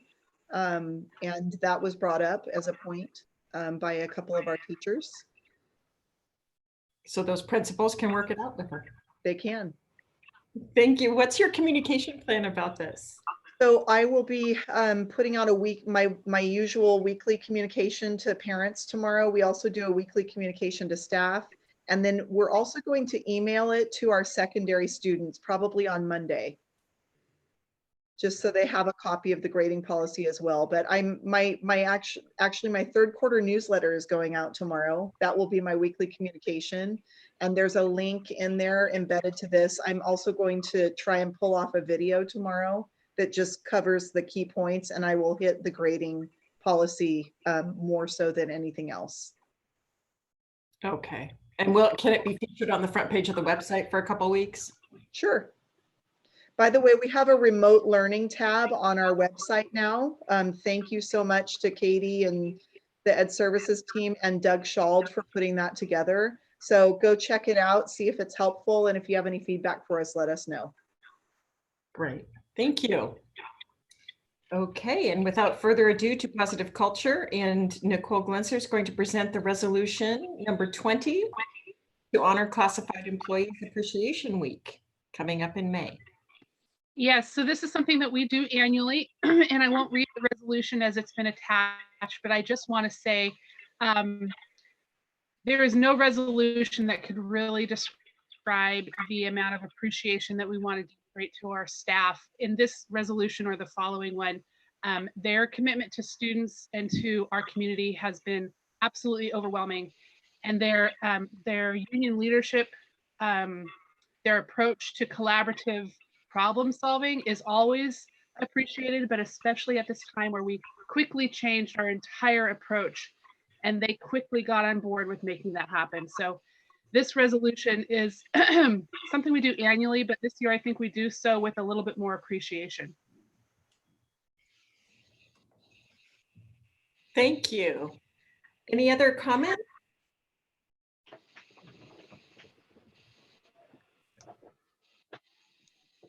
Was that a hand raise? Yeah, a little bit, yeah. I just I thank you for that, Nicole, and I'm really glad to be able to do this resolution or this appreciation right now in these times. I haven't always witnessed recently people really pulling together as well as they seem to be doing in this district. So it's really wonderful to see that, and I'm just really proud of them as well. And thank you for that. That's like a motion. Yeah, but can I clarify, Megan, that did you mean by that you haven't seen people coming together outside of this district? Exactly, I did mean that, Trustee Fernandez. Thank you for clarifying.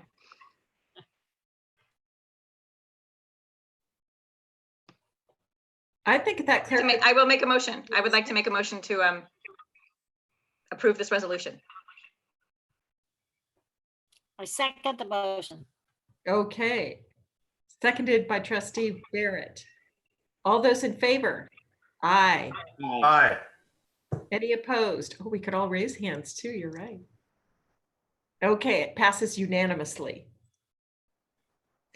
And now resolution 21, California Day of the Teacher.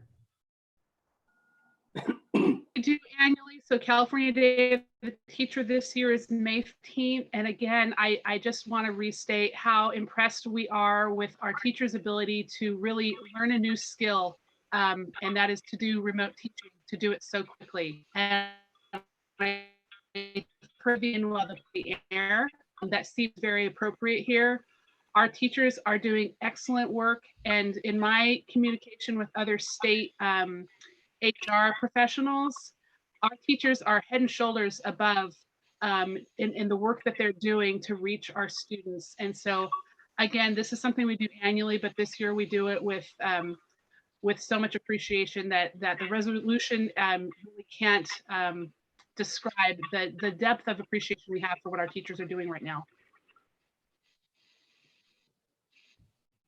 Well put. Well put.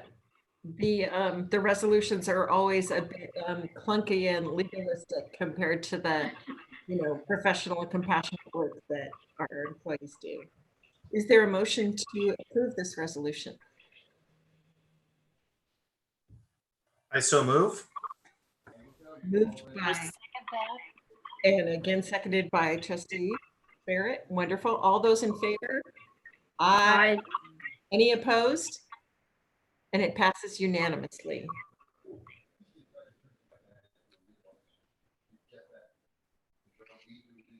Well, here's a different one here. Now, our resolution 22, certifying the Board of Supervisors to the Board of Supervisors of Mendocino County, all proceedings in the March 3rd, 2020 general bond election. Trustee Mulgard, President Mulgard, we've skipped item F1, the classified employee recruitment and hiring process timeline. Maybe because I saw it and I said, okay, I've already seen it. That's funny. So poor Marty is probably waiting in the wings, wondering why I'm just zooming by her. Oh, good, she's here. Thank you. Okay, let's go back to F1, shall we, before we get into all the bond stuff? So this is our presentation that we requested from the Personnel Commission about classified employee recruitment and hiring process timeline. Thank you so much for having me. I do appreciate it. I'm kind of trying to adjust my monitor here just a little bit so that I can make sure that you guys are seeing what I'm hoping you're seeing, which is the first slide of the presentation. Good evening and thank you for having me. I am Marty Arberg, Director of the Personnel Commission, and I'm here to provide a brief overview about the classified employee hiring process and timelines.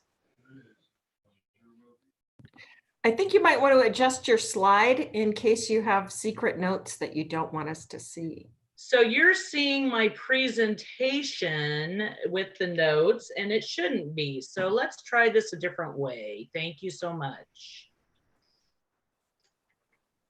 It might say something like, make funny joke about Ann Mulgard here. And then there we are. No, it would never. Thank you. I'll read off my notes here. Please bear with me. I do apologize. I've been rehearsing this for hours and it just didn't quite come out. So anyways, moving on. We have, I wanted to give you a little bit of background information about the Merit System and Personnel Commission for those who are not familiar with it. The Personnel Commission is a nonpartisan public body responsible for administering a merit system for the selection, retention, and promotion of classified employees, free from bias and favoritism. The merit system ensures that public school employees are hired and promoted. I'm sorry, try this again. Merit system is set up so that employers hire qualified staff through a non-biased system through utilizing lawful testing and hiring practices. The Ukiah Unified School District incorporated this system in 1967, and this is their 52nd year in service to the district and the classified employees. There we go. Okay. The members of the Personnel Commission are appointed. The board appoints one of the members. The second member is appointed by the classified employees. And the third member is appointed by the two previous mentioned members. They each serve a 3-year term that alternates. And the rest of the staff is comprised of a director and a personnel specialist that run the day-to-day operations of the department. We're very grateful to be part of such a dynamic team. So looking at vacancies and fulfillment timelines, In the past 2.5 years, the Ukiah Unified School District has had 426 classified vacancies. We've processed 897 applications and 405 positions have been filled. This takes on an average of 43 days from the time the position is posted until the person actually fills the position. But that sometimes includes a delay when someone has to provide notice that to their previous employer that they're leaving, and so they can't fill the position right away. There's also a delay in some of our positions, such as bus drivers and paraprofessionals, because they require special licenses and or educational experience in order to fill those positions. So they're a little bit harder to fill, but this is common throughout the state. Some of our non-merit district systems in Lake and Mendocino County, I polled them and they are telling me that it takes on average of 30 days to fill a vacancy for many of their positions. And then an additional week to 2 weeks for the applicant to complete the pre-employment paperwork. That being said, the Ukiah Unified, sorry, let me try this again. That being said, over half of the district's positions have been filled in less than 30 days, which is a far cry shorter than NeoGov, who is a public sector job board, who reported in 2018 that for education on average, it takes 82 days to fill a position. Unfortunately, they don't go into details as to why it takes so long for education, but it does. So the recruitment process involves filling the HR department post or determines that a vacancy it needs to be filled. They notify the Personnel Commission, and the Personnel Commission staff review the current eligibility list. Concurrently, a notice is sent out to all UUSD staff, letting them know that the position is open and when the deadline to apply. To reach even more applicants, we email applicants that have either already passed the eligibility exam and met the requirements, or have a position that may be in line for a promotion. We also ask them that if they know of anybody, if they know of anybody that they're interested, to please let us know. Job postings, to ensure a sufficient number of eligible candidates, the Personnel Commission posts the requests on EdJoin. EdJoin is the leading educational job board for the state of California, but we also utilize other media such as Craigslist, Casto, Casbo, Facebook, and the Ukiah Daily Journal, depending on the position, the desired audience, and the difficulty in filling the positions. We also post non-contracted substitute positions to provide potential employees the opportunity to pre-qualify so that when a position becomes available, they can fill it right away. Many of you have seen our billboard and some of our postings or our advertising on the back of the metro, both in Mendocino and in Lake County. And so attracting job seekers and potential applicants has grown quite competitive, especially as minimum wage continues to rise.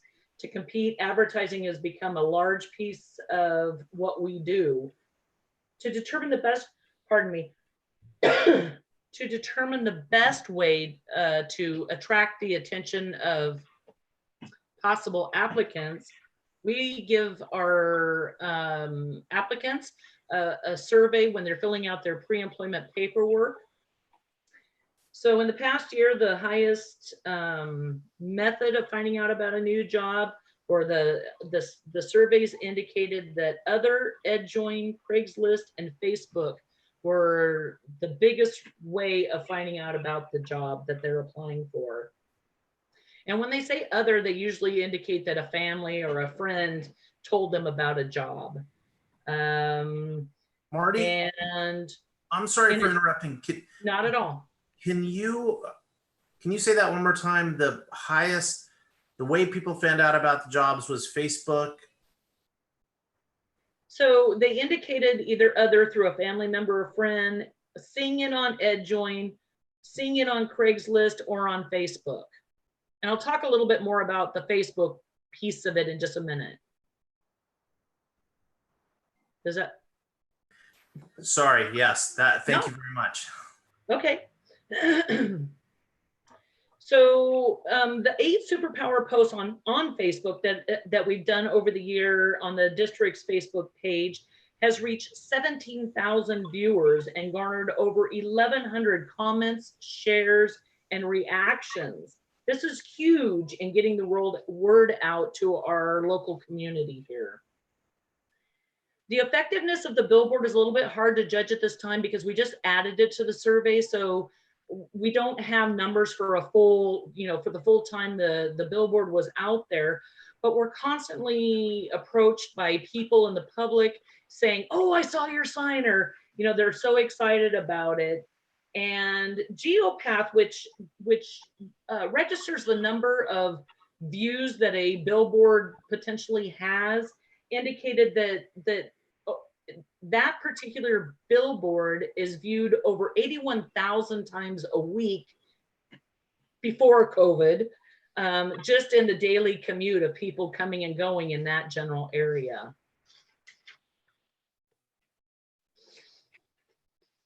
So another method that we use to try and attract people's attention is doing catchy phrases. In several of the conferences that we've attended this year, it was indicated that by putting the job summary that's listed on the job description, people get bored, they move on very quickly. But by putting little catchy phrases, such as the ones you see on the display there, and people are more intrigued to learn more about it. Another one that we have is our food service assistant, which is kind of fun. It says, looking for ardent individuals to nourish the lives of our students by filling their tummies and bringing a positive influence into their lives. I think now that is more poignant than ever. We've also included video clips that have been posted on Facebook and are on our district's website that show different employees telling what they love about working for Ukiah Unified. And if you haven't seen them, I really encourage you to take the time to check them out. They're really, really positive and really inspirational. And I love the message that they provide. And we've just recently been able to add those clips to our job postings on EdJoin, which is kind of fun and different. The next thing we want to do is to share with people the benefits of working for the district. For classified, I'm sorry, does somebody have a question? No. For our classified employees, that includes an annual salary increase for steps 1 through 9, longevity pay after they've been in the district for 10 years, health and welfare plan contributions, paid sick leave, vacation and holidays, evening and weekends off for most of our staff, retirement plan contributions, and opportunities for advancement. While these may not be terribly important to very young job seekers, it is definitely important to our late 20s on up. Then those items become more and more important and relevant. So after the advertising, once it closes, applicants are screened for eligibility. This includes assuring that each applicant meets those education, experience, and other qualifications listed on the job description. Unfortunately, sometimes, even though we make sure that those requirements are very clear on the job postings, unfortunately, not all of our applicants include that information that may be necessary to determine their eligibility. So we have to do follow-up phone calls and emails to gather that information. If the qualified applicants that have met those eligibility are then contacted if they haven't already taken the eligibility exam or task that may be required of the position.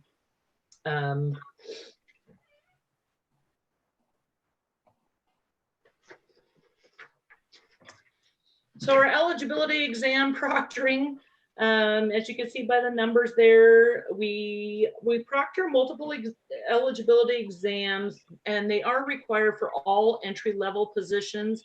That is in the PC rules. The job classifications above entry levels may require an exam, but more often it is a task. Unfortunately, we can't provide a copy of that entry exam because of our contractual agreement with the company that provides our questions. A minimum score of 70% is required. And if a person is unable to pass with a 70% or higher, pardon me, they can retake the exam in 30 days. However, if there's a secondary exam, which we are trying to make sure that all of our exams have a secondary exam, they are allowed to take those exams within 10 days. If an applicant misses more or is not able to attain a 70% or higher, we review the test questions with them and provide them with some study guides so that they have a better chance of passing the exam the next time that they take it.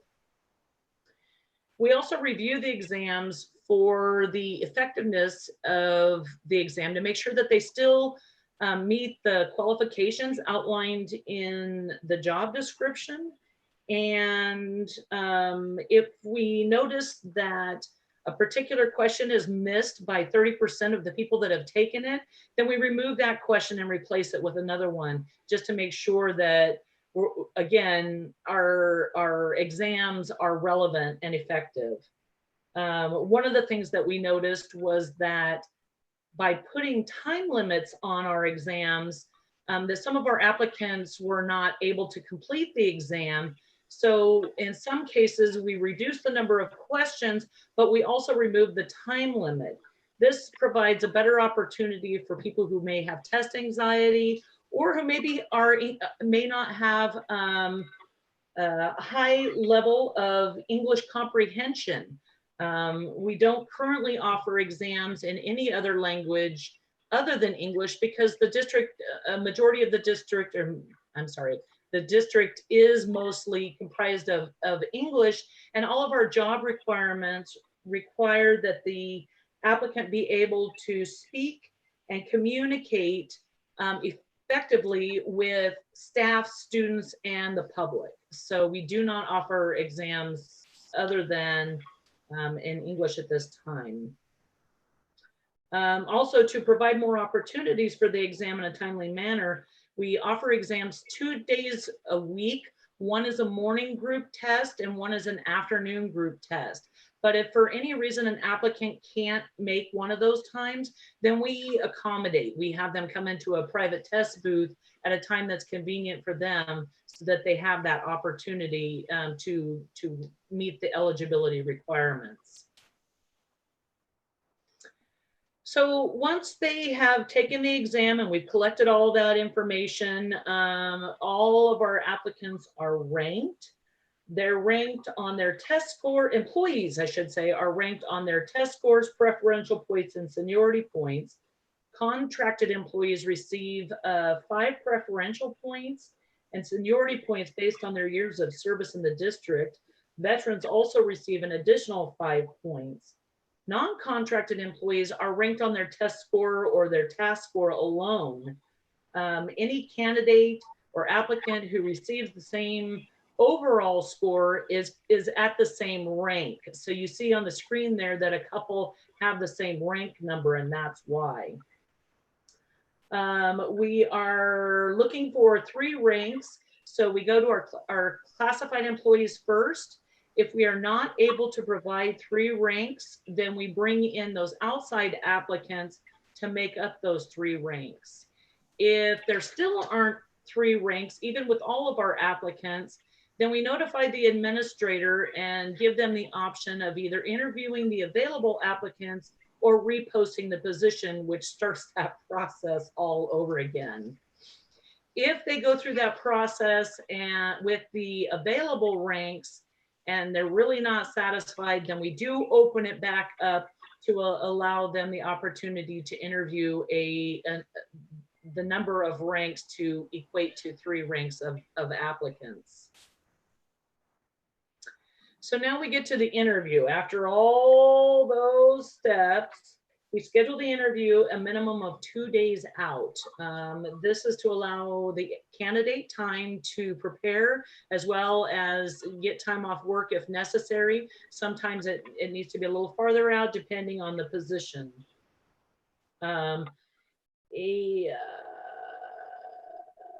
Once the interviews are held and the candidate is chosen, the Personnel Commission and the HR department are notified. After checking references, the HR department contacts the applicant to offer them the position. This process takes, the whole entire process takes a minimum of 10 days under the best of circumstances. But unfortunately, as we all know, that doesn't always happen, that the road to employment is often filled with a few potholes or obstacles. Some of those obstacles are DOJ or FBI delays, which can be up to 30 days or more sometimes, not to mention the out-of-pocket expense. Fingerprint clearances cost a minimum of $30, and a TB clearance costs $20, not to mention 2 doctor's appointments going and having it read. There's also the mountain of paperwork required for public education. Some of that includes personal and demographic information, tax forms, retirement benefits, and mandated testing. So what are our solutions? So some of the solutions that we've established and been working on in the recent past is that we're currently working with the Mendocino County Office of Education to bring on an automated digital form program. This will allow applicants to fill out those applications online. It also provides a digital tracking system so that if something gets bogged down, we can call them or email them or contact them to find out why is this taking so long. Let's see here. We don't offer exams online because of the contract that we have right now, but we are looking at alternatives, other testing agencies that would allow us to provide online exams so that people can take the exam remotely. There are ways of verifying that it is the applicant that took the exam. We do it in colleges all the time. So again, that is one of the things that we are looking at. In addition, the HR and Personnel Commission staff are working to obtain their fingerprinting, their clearances through the DOJ to be able to submit fingerprints. This will save the applicant time and money by being able to come to kind of a one-stop shop and get that all done at one time while they're completing their onboarding process.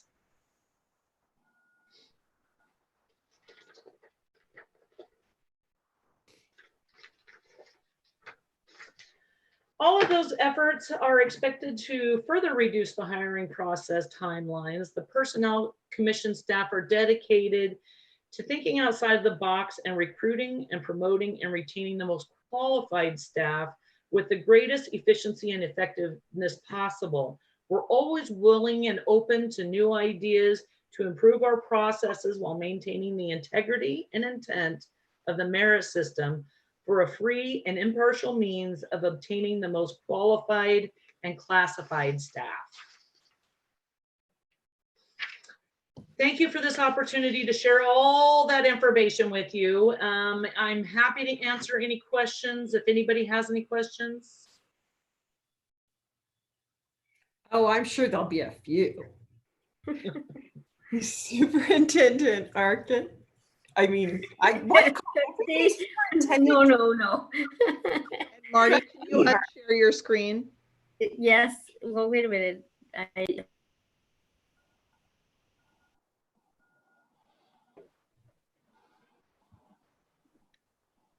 Trustee Arkin.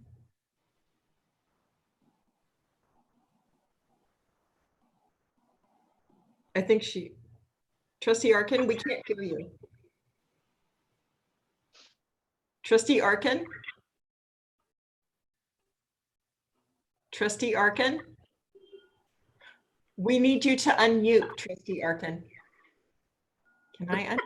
Oh, there we No, I go. Okay, we missed your whole comment. I'm so sorry. You have to repeat yourself. I didn't say anything. I was just mumbling about all this mess I made. I just wanted to thank Marty. That was really informative. I never heard it like this. It really made me understand a lot of stuff I did not understand. And it's quite a process. And thank you for all your work and all your outside the box stuff. It's good. That's it. Great. Trustee Nelson? I couldn't agree with B more. That was it was good learning. The PC still is confusing to me, so that was really nice to hear. So thank you so much. I wondering, as somebody that has test taking anxiety, especially under time pressure, it was really nice to hear that that's something that you've altered, that time minimization. It probably is the only reason I got through college, because I things changed for me, so that was really nice. One question that I have is, all these tests are written. Do they have to be written? Can we do verbal test taking? And I'm thinking of some employees that I have that are poor readers or illiterate, and they're just amazing individuals. I'm wondering, do we have the capacity to do that? Do you have the capacity to do that? Actually, we do. What we do is we ask them to take the exam, you know, in the group setting, and then see where they are. And then again, we go through those test questions that they missed, provide them with study materials or resources. And if they're really, you know, struggling, because we've done this with a couple, we do set up a time to verbally ask them the questions. We just have to be very careful, because it's unfair. We have to be very careful about not helping inadvertently. So it's so hard. So again, we do our very best to provide as many resources to help them to be successful. That's our goal, is to help people to be successful. And when somebody comes to take, comes in with an application, is there a specific job they're looking at? Or how does that work? And I guess where I'm going at with this is, if they're looking for a bus driving position or oh my God, everything that we do, they're looking for a specific position. Do they say, hey, Marty, this is what I'm looking for. I'd like to take the test for this. And if that's the case, do they get resources prior to taking the test to bone up on what it might be like to take the test? Great questions. So when someone comes in with an application, a majority of the time they are very dead set as to what it is that they want to do. I want to be a bus driver. I want to be a cook. But it's fun to ask people, so what are you, if they're not sure, what are your interests? And we kind of guide them in that direction. Or if we see something in them that, you know what, you would be awesome as a bus driver. Have you thought about that? So we provide them with resources to prepare them to take those exams. And again, if someone isn't able to pass the exam on the first time, then we're working really hard to make sure that we have a secondary exam so they can come back in 10 days. If they have to wait the full 30 days, we do invite them back 10 days ahead of time to review that exam again, just so that it's fresh in their mind of what they need to focus on. So I hope that answered your question.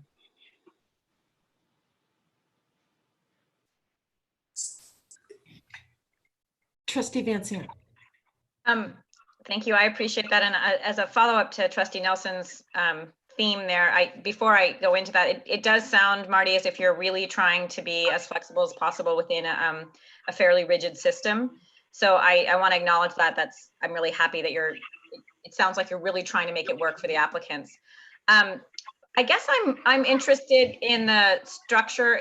I'm gonna pause for a second and tell my children to be really quiet. I'll be right back in just a second. Sorry, I'm back.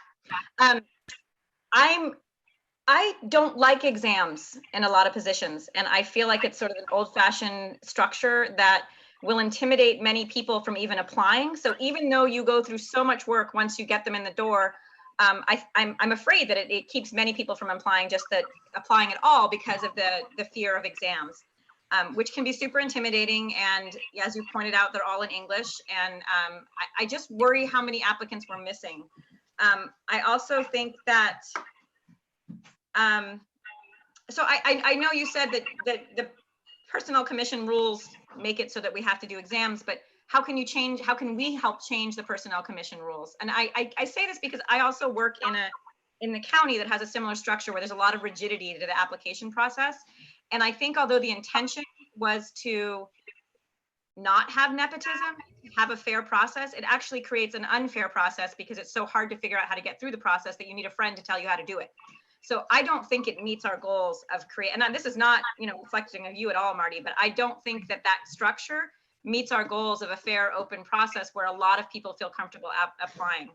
And I kind of hate it. So I just want to know, is there anything we can do to encourage the Personnel Commission rules to change? Because I just don't think a written exam is appropriate for a lot of positions. To me, it doesn't make any sense. And I think it's a barrier to having the kind of diverse workforce and the effective workforce that we need.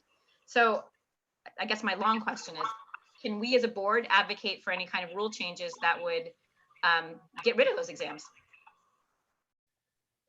So to answer your question, absolutely. The Personnel Commission, you could request that the Personnel Commission consider that. The rules that they currently have are based on kind of a generic set of rules that we receive through California Association of Merit Districts. And so we do make adjustments to those rules so that we stay within ed code, but also so that it meets the needs of the district. We've made a lot of changes just since I've been there and looking at exactly what you're talking about. We're trying to make the exam as unobtrusive and unimposing as possible. And so the only exams that truly are required are the NCLB or the para exam, because there are minimum requirements for that. And then those positions that require special licenses or certifications such as bus drivers, both of those are really big. We do, again, look at how can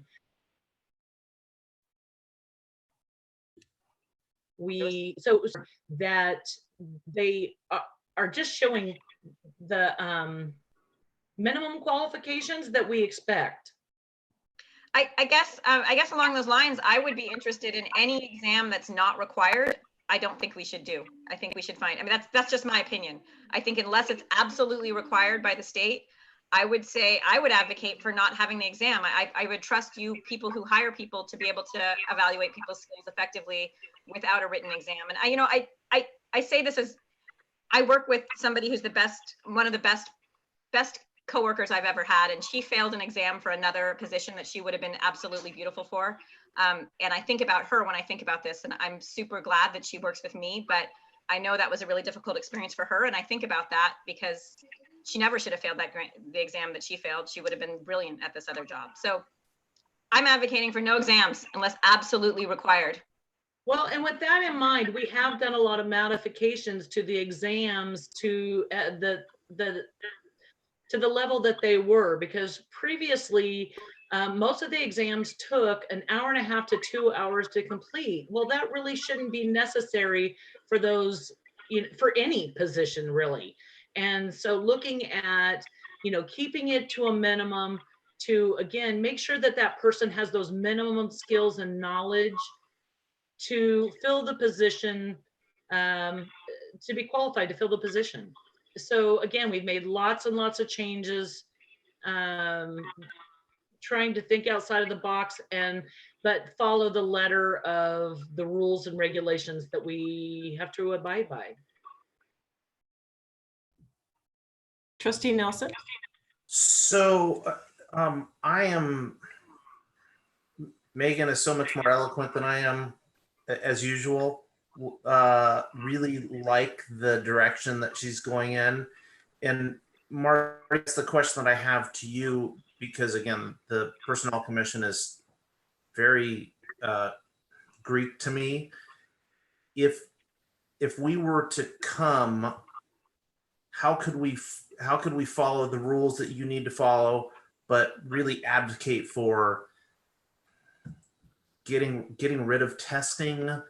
I mean, when I look at it from the way that I hire somebody comes in and we go through and fill out a job application, and I find out whether they're qualified or not through the job application. And it's that anxiousness that I feel when I have to go take a test. I really appreciate, what do you see as an alternative to testing where you still fall into those rules, where it's uniform, qualified folks coming in for a job? So basically what you guys have already suggested, which is to approach the Personnel Commission who establishes the rules and regulations to remove eligibility exams. It's not in Ed Code, but it is in the PC rules. However, I will caution you that the whole point of having these entry-level exams is, again, to find the most qualified applicants.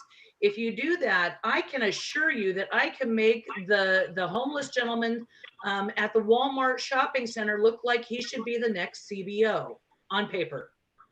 So it's just how, again, those eligibility lists or exams are a way of fleshing out who are our best qualified applicants. Yes, there are, situations where it backfires, unfortunately, but again, it's meant to provide you with the best applicants. So whether we just have it at the entry level or we eliminated it's altogether, it's up to the Personnel Commission. Both of those are options, but I would be apprehensive to eliminate them altogether, especially for our entry-level positions. Is there an exam for a food service worker? Absolutely. And they're basically just making sure that they understand safety in food service. So it's just generic questions about preparing food. And again, pardon me, the passing rate is 70%, and that exam is substantially reduced to what it was a couple of years ago. So I appreciate that, and again, I'm really glad that you're making it work. It sounds like you're trying to find a balance between what's fair and being overly burdensome to the. So, can you hear the music in the background? Is that happening? Hey, Megan. Okay, I'm just going to keep talking.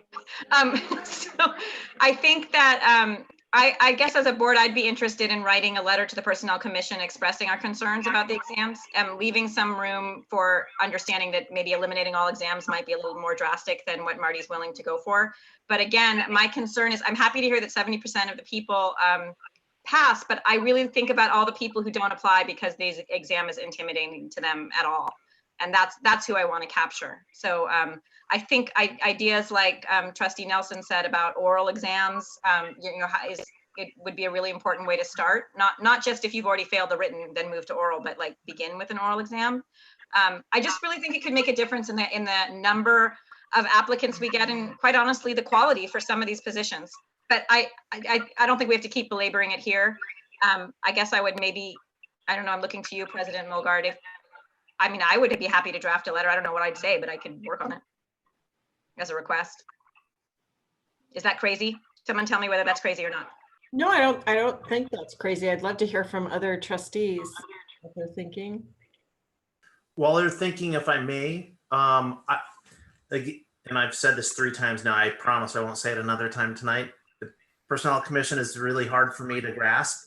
And so maybe, and I'm not sure what the format would look like, but I think it would be helpful to, instead of stomping around and offering these wild suggestions, I think it'd be great to get together with Marty and talk to her in depth about what alternatives might look like, where we get the best candidates we can get, without, you know, offering harebrained ideas. But if we could start down that pathway, I think it'd be really interesting to explore.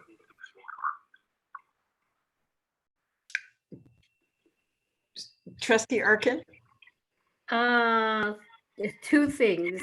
One, if Megan would like to write a letter, I would like to see it first before it goes in.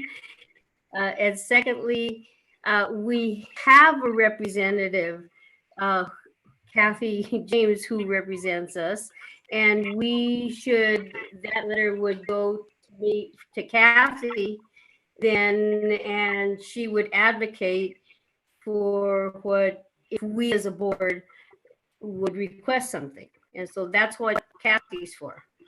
And then we can go further from that if Kathy or we feel that we need to meet with Marty as a whole if we're not satisfied.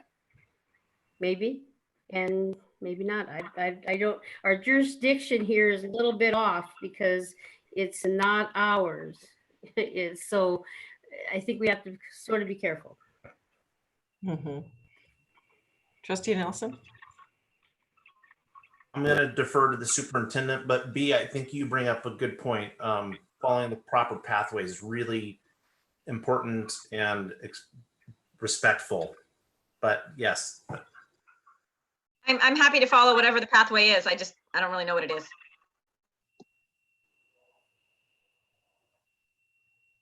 Yes. Okay. I'm looking right at you. I can't believe I'm nodding and you're not acknowledging. I didn't know if you were. I have to stop doing that. Of course you don't know who I'm looking at. Sorry. No, it's getting late. And I just want to thank Marty for thinking outside of the box. I think we all share a common interest to get employees in place rapidly. It's probably the largest complaint of our administrators is how long it takes to get an employee in place.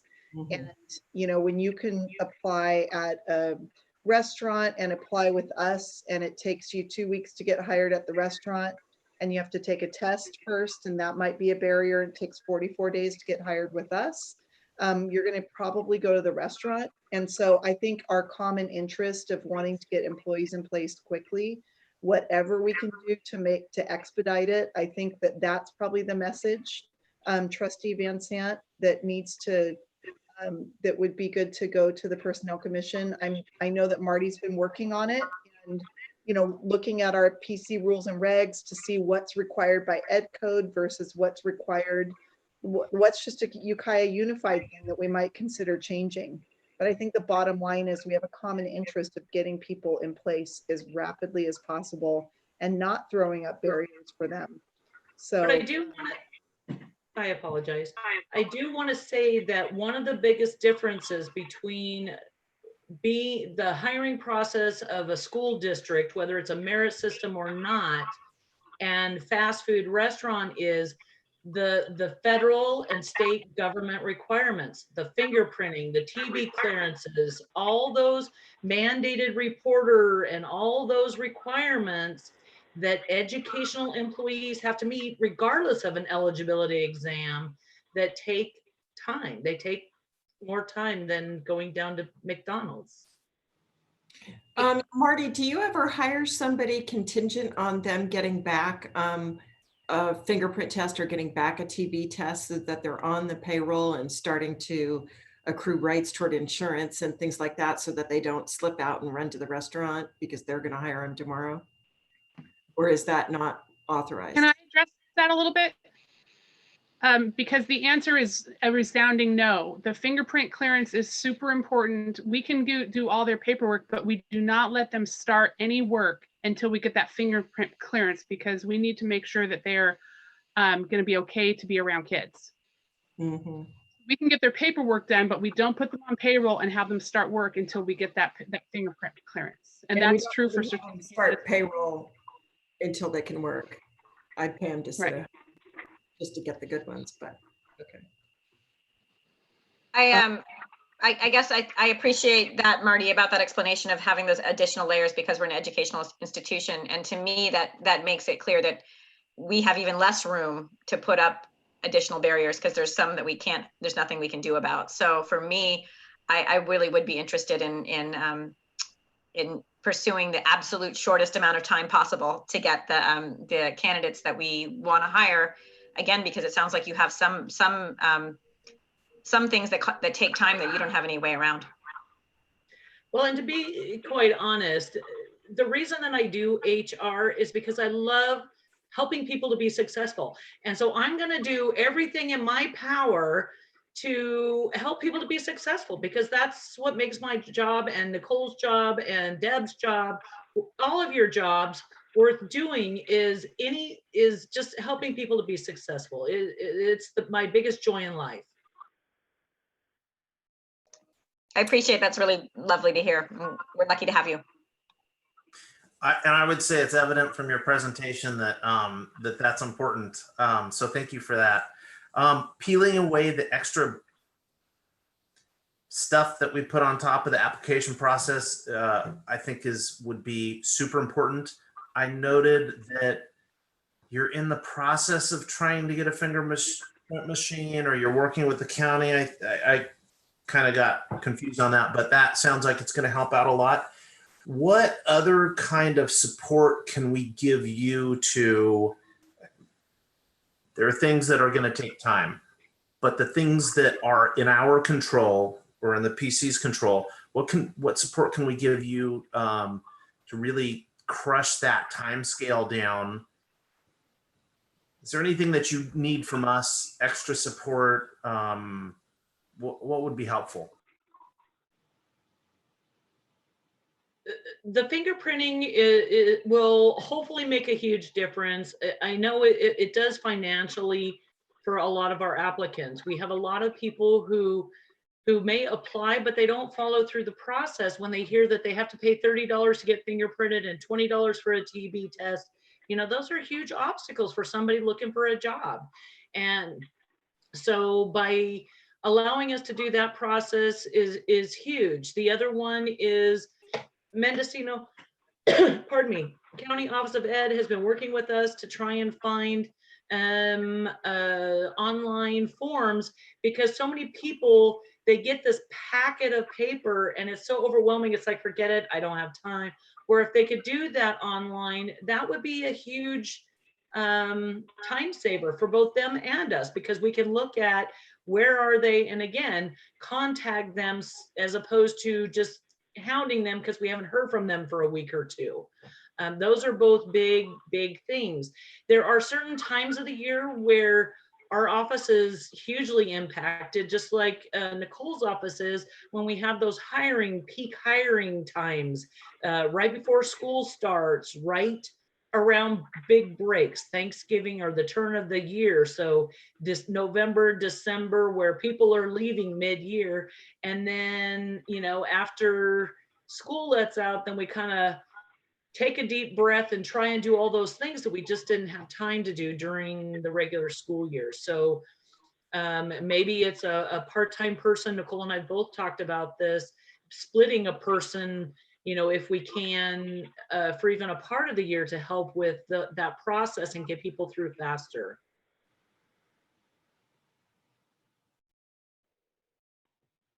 Well, because it's getting late and we have people in the waiting room also waiting to present, maybe the board could provide, I don't think they need any direction from us. They have more expertise than we do. I think we've made it pretty clear that what we want is the shortest amount of time from declaration of vacancy to filling it with a qualified applicant who meets the education requirements. That's our goal. Why don't we just ask the Personnel Commission to give it some more thought and ideas, and then come back to us and tell us what they need us to endorse or do that is within our power to endorse or do. And maybe we could even have them coming back like at the last meeting in June, which is often very short because it's often just an approval, and there would be time to discuss this then. Thank you. Sounds like a reasonable plan to me. Any objections? Hearing none. Make it so, Marty. Marty, thank you so much. It was really Very much. it was really great tonight. Thank you very much. Oh dear. You know how you read, I just turned off her PowerPoint and turned off the whole thing. Okay, sorry about that. So that is what we will do. That is the F1, the classified employment recruitment and hiring process timeline. So now we will go to F2, resolution number 23, 2019-20, elimination of classified management employee services.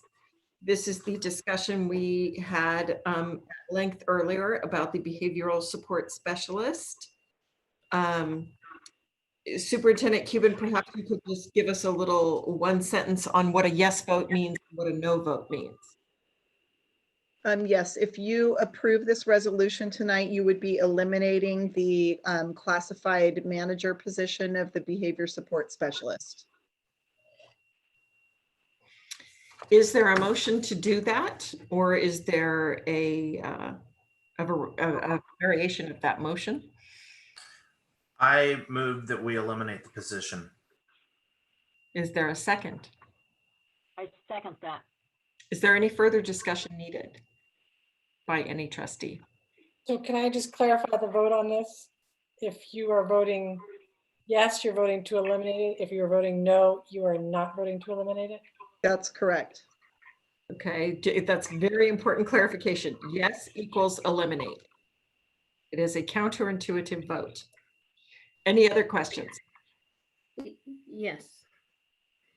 Trustee Deb, could you do a quick why we should keep it? Well, you know, Go ahead. I think you heard from the staff from Oak Manor, the position is valuable to the teachers there. We have, you know, we've got Oak Manor, Nokomis, they have a lot of kids with need. So that's why I would say that you keep it. It's evident from the elementary principals that they need something. They're just, and I'm just summarizing right now, they're not 100% sure that this is the right something, but they feel like they need something for tier 3 support. So I know that doesn't help you very much, B, but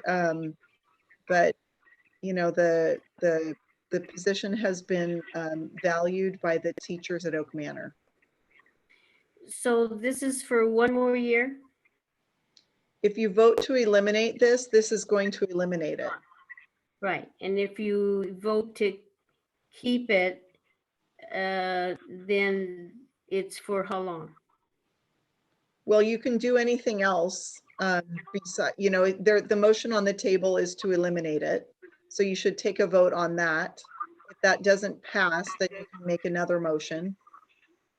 You mean like keep it, put it back, but with a different criteria that they would be filling? You could eliminate the position, and you could then talk about, please bring us back something different to consider. You could not eliminate the position and say, we'd like to keep it for one more year and make sure that it's serving all 6 elementary schools, or split between Comus and Oak Manor, or whatever. I mean, the possibilities are endless, of course, as always. Okay.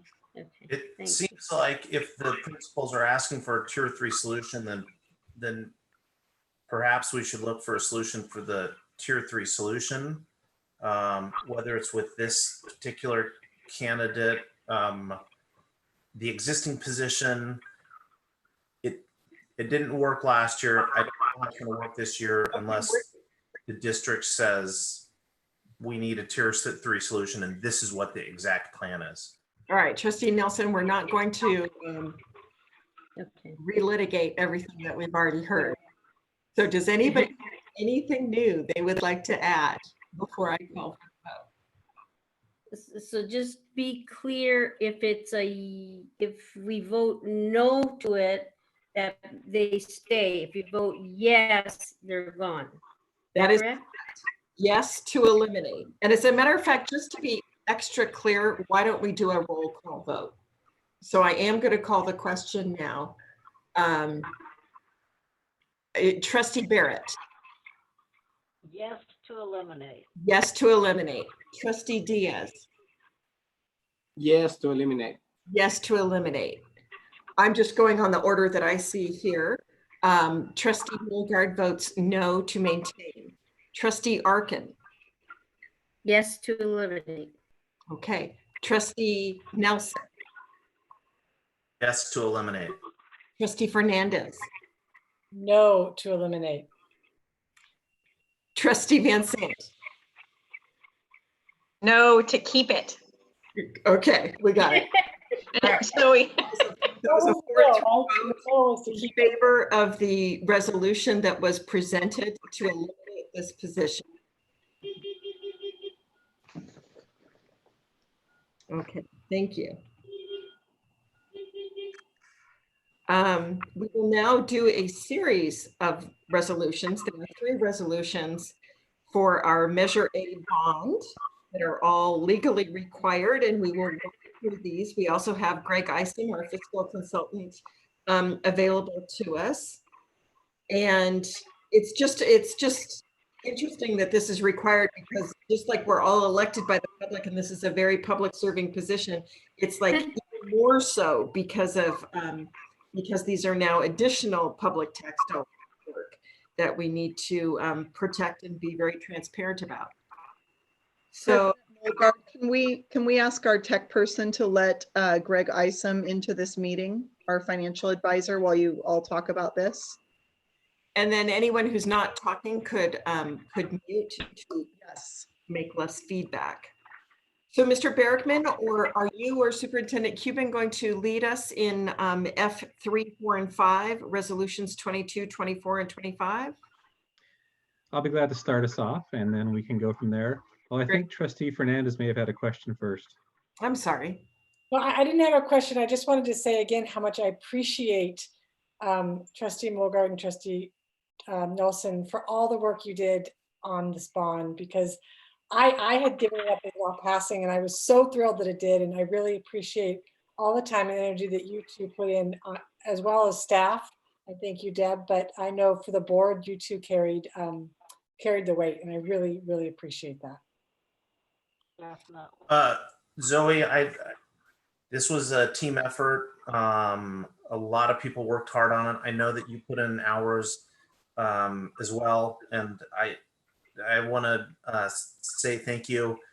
Debbie Ornelas was somebody I realized just this evening as we were preparing for the meeting that I hadn't thanked personally for the amazing part of the team that she was. So there were a lot of people that put in lots of hours. Our district is just going to be, it gives me, we're going to be going through some rough times. I didn't know how we were going to be paying salaries and increasing our salaries and paying for these massive expenditures. So I'm just relieved that we all were able to come together and kick some butt. So at least 55.14% of us were able to come together. I just like to echo what Trustee Fernandez said. You can keep deflecting it, Trustee Nelson and Trustee Mulgard, but the two of you out of the board put an enormous amount of time into it. And as somebody who didn't put nearly that much time into it as you did, I really do appreciate it. And it's such a fun thing to happen in the middle of a total disaster going on nationwide. We really needed this. So it's pretty exciting to have one fun thing happen well in the middle of a bunch of not fun things. Indeed, indeed. You're right. Mr. Bergman, hurry up. Take it away. Yes, so it does seem kind of silly that we have to make this resolution certifying the election results, but it's such a happy thing and a great thing, especially when it looked so dark for so long, that I'm happy to bring this forward and excited to bring this forward. This first item is just certifying the results of the election. Is there a motion to pass said certification? Oh, I moved to pass it. Excellent. Is there a second? I'll second it. Any further discussion needed?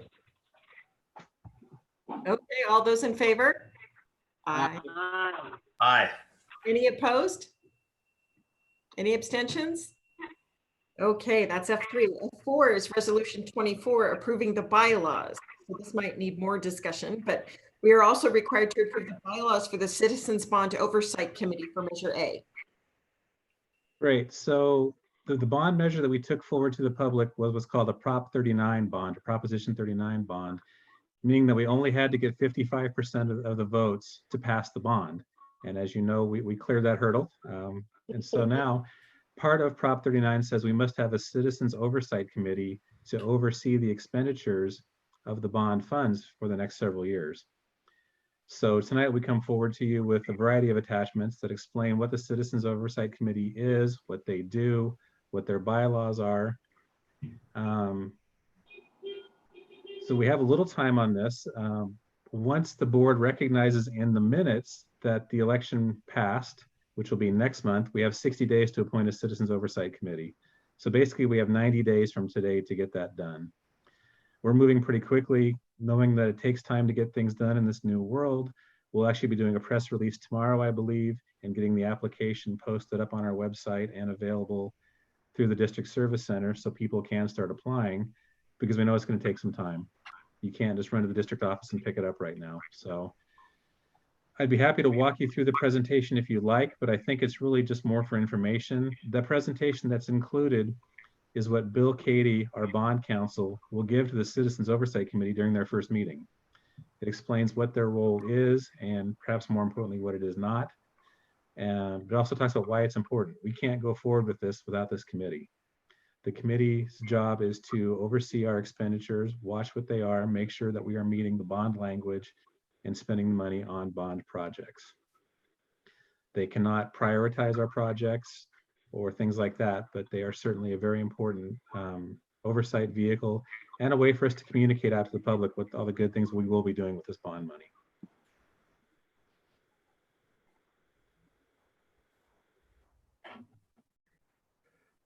Trustee Van Sant.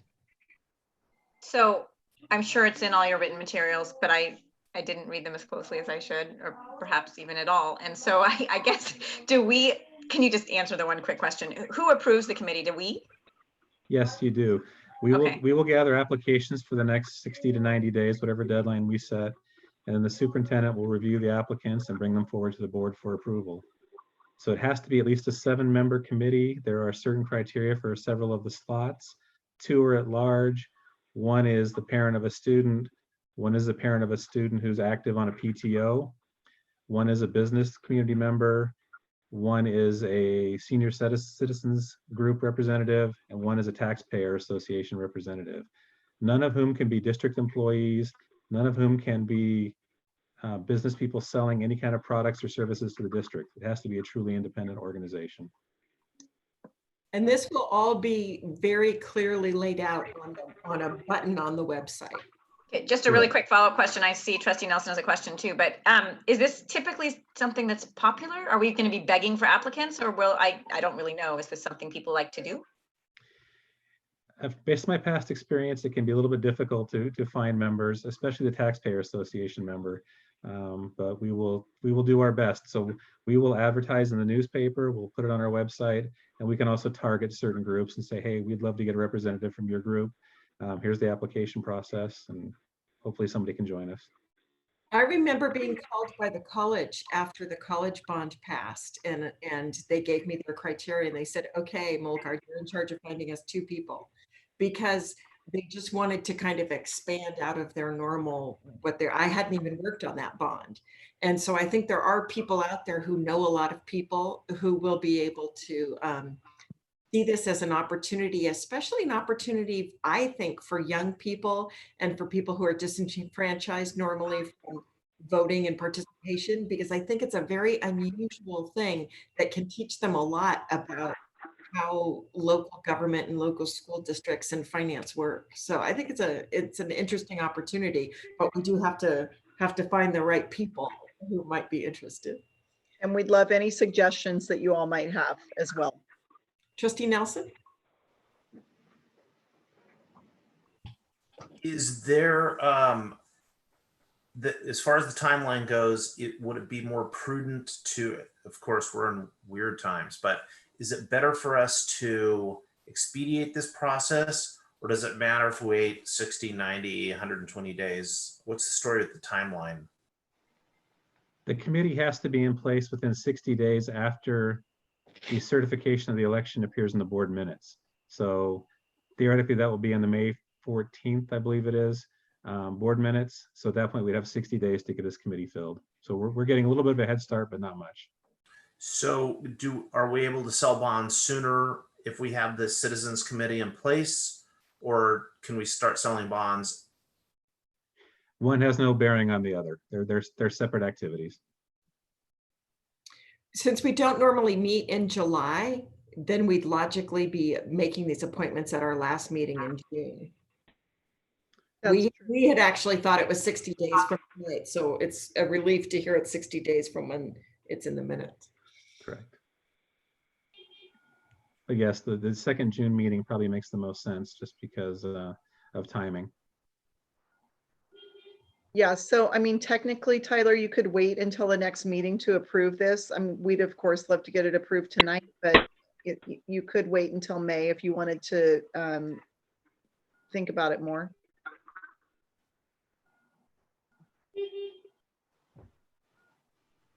Anne, Bee's raising her hand. Thank you. I was listening to that honking, wondering if it was anybody near me. Trustee Harkin, can you unmute?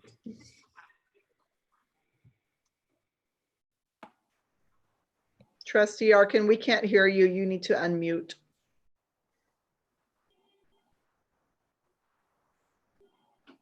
Okay. There we go. I'm wondering, how long do these people serve? Is it the whole 30 years? No, just two. Oh, okay, thank you. Yeah, we'd have a hard time recruiting. All right. Yes, our parents wouldn't be parents in the district for that long. So that's for sure. Yeah, true, that's true. So they are all 2-year terms. And you can be re-nominated up to 2 more times. You can serve up to 6 years on the committee. So we keep them throughout the bond then? Yes. Correct. It's just every 2 years. Oh, okay. So I missed that. Okay, thank you. After a while, sometimes they only meet, when there's a project or semi-annually or stuff, Yeah. We hope to keep them busy though. We think we'll be meeting twice a year and going forward. Just briefly on the bylaws, I know there was some question about how much discretion we have over them. They're pretty standard. Most of it's prescribed by the law. So there isn't a whole lot we could do to edit them. If you wanted to wait and look at the bylaws, we could take any suggestions and take them back to legal counsel, but typically there's not much change to these. They're pretty standard. Trustee Fernandez? The one member active in a business organization representing the business community located in the district, what does that mean exactly? Does that mean anybody who works for a business, or is that? Correct. Yep. So isn't that basically anybody who's employed? At some point, typically it's a business owner. You want somebody who's a little more prominent in the community, maybe to represent the business community. But yeah, at some point it's fairly loose. And you can have more than 7. You can have more than 7? Correct. You just have to have at least 4 at the meeting so you have a quorum. That's the important thing. And hopefully we would choose at least some people who have experience with improvement projects. Not somebody who has no idea at all about what an improvement project could look like. Trustee Van.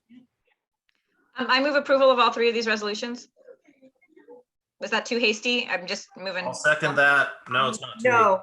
No. Can you just we did F3, right? Yes. I don't know. Yeah, we just want to do F4. Should I move approval of F4? Complicated. I'll move approval of resolution F4. Thank you. Is there a second? I'll second that. Is there any further discussion needed?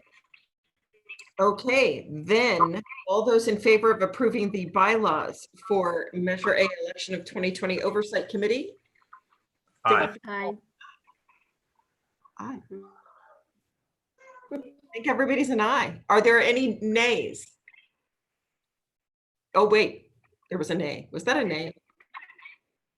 So Trustee Barrett, was that a nay? Or did No, it's a yay. I just didn't see your. Okay, thank you. Okay, that passes unanimously. Now we're on to something a little bit more complicated. Resolution number 25 is authorizing the issuance and sale of the general bond obligations, the first set, Series A. So Steve, and now we have Greg. Wonderful. We do. So at this point, I would like to turn it over to Greg Isom, our financial advisor on this, to kind of explain the bond issuance and sale process, and perhaps more importantly, why we're kind of in a hurry to get to market as quickly as we can with these. So Greg, if you'd like to jump in. Excited to be here, everyone. Thank you. Sorry you couldn't see me. This Zoom thing's still new to me, and my daughter's moved some stuff on my iPad, so I'm good now. So when it comes to the bond sale process, the original intent of the bond was a $50 tax rate, and we were to sell it in 3 tranches to get to the $75 million. And so in the district, you know, when we said, hey, congratulations, you guys won overwhelmingly, now's the time to sell. And Steve and Deb were both like, is now a good time? And I said, well, if you're talking financially speaking, now is a great time, just because of where the interest rate environment is for school bonds. And so when we talk about that, I have some data, which I'm going to pull on my computer. I'm not Facebooking anyone right now. So right now, just from the beginning of the year, interest rates are 22 basis points lower than when the year first started. And when the year first started, we were at an extremely low rate environment. So when you take a look at where interest rates are about 45 to 60 days ago, interest rates were at the lowest in the history of bonds, about 45 days ago. Rates then went up, like when the stock market crashed, you know, where they dropped like 3,000, 4,000 points within the span of the 2 weeks. The bond market went up over about 150 basis points. And then since then, the bond market interest rates have come back down about 120 basis points. So when you take a look at where we stand, we are still at one of the lowest interest rate environments in the history of bonds. And so when I took a look at the analysis and I spoke to Steve and Deb, I said, hey guys, I said, the ability that you have right now is to save your taxpayers, not just a couple bucks, but millions of dollars in interest costs. Because when I took a look at the analysis that I, set up and was in the voter pamphlet, we said that pretty much for the average bond, for every dollar principal, it's about $1 of interest. And right now for the $25 million deal, I think we're looking somewhere at about, $21 million of interest. So by locking in these rates now, which currently maybe about a 3.3 to 3.4%, and I was using a 4.1% interest rate to set this thing up, we're talking millions of dollars to the taxpayers for the same $50 tax rate.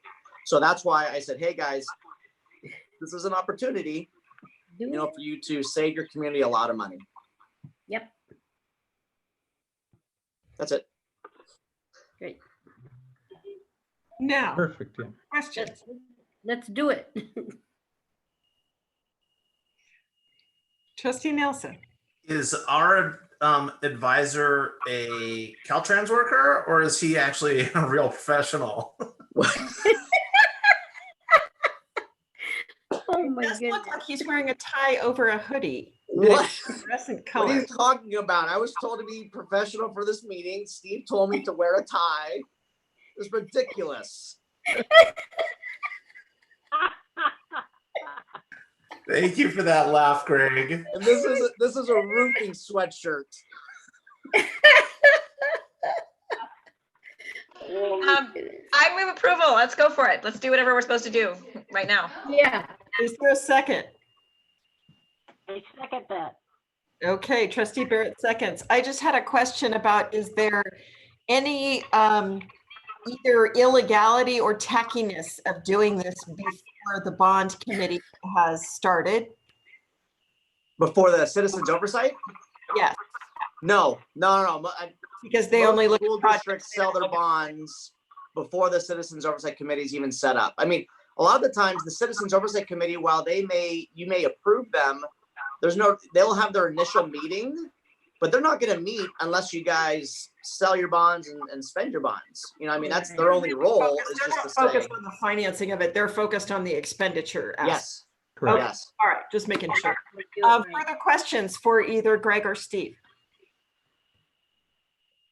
Okay, all those in favor of making our first bond purchase of Series A Aye. not to exceed. Aye. Sorry, I was still talking. Aye. One more time. All those in favor? Oh, sorry. Aye. Any opposed? Any abstentions? Okay, passes unanimously. Thank you, Greg. Thanks, everyone. Let me Thanks, loosen Greg. this up now. Have a good night. You tried, Steve. You tried. Superintendent, do you have any report for us in which you could add to our knowledge? I think I'll be very brief tonight and just express gratitude to all of you for your support during this crazy time. And to our staff, they're doing amazing work, and we keep trying to tell them it's okay to not know everything right now. Our major goal is to connect with each student and to make sure we don't lose any of them. So anyway, I just really appreciate all of their good work.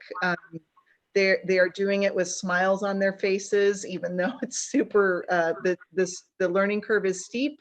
So I just appreciate them, and to all the parents out there who are trying to support your students at home, I'm with you. Having 3 kids myself, it's quite an adventure, and just be patient, and we appreciate your patience with us, and keep loving your kids and staying safe. So thank you so much to everybody for all you're doing for this.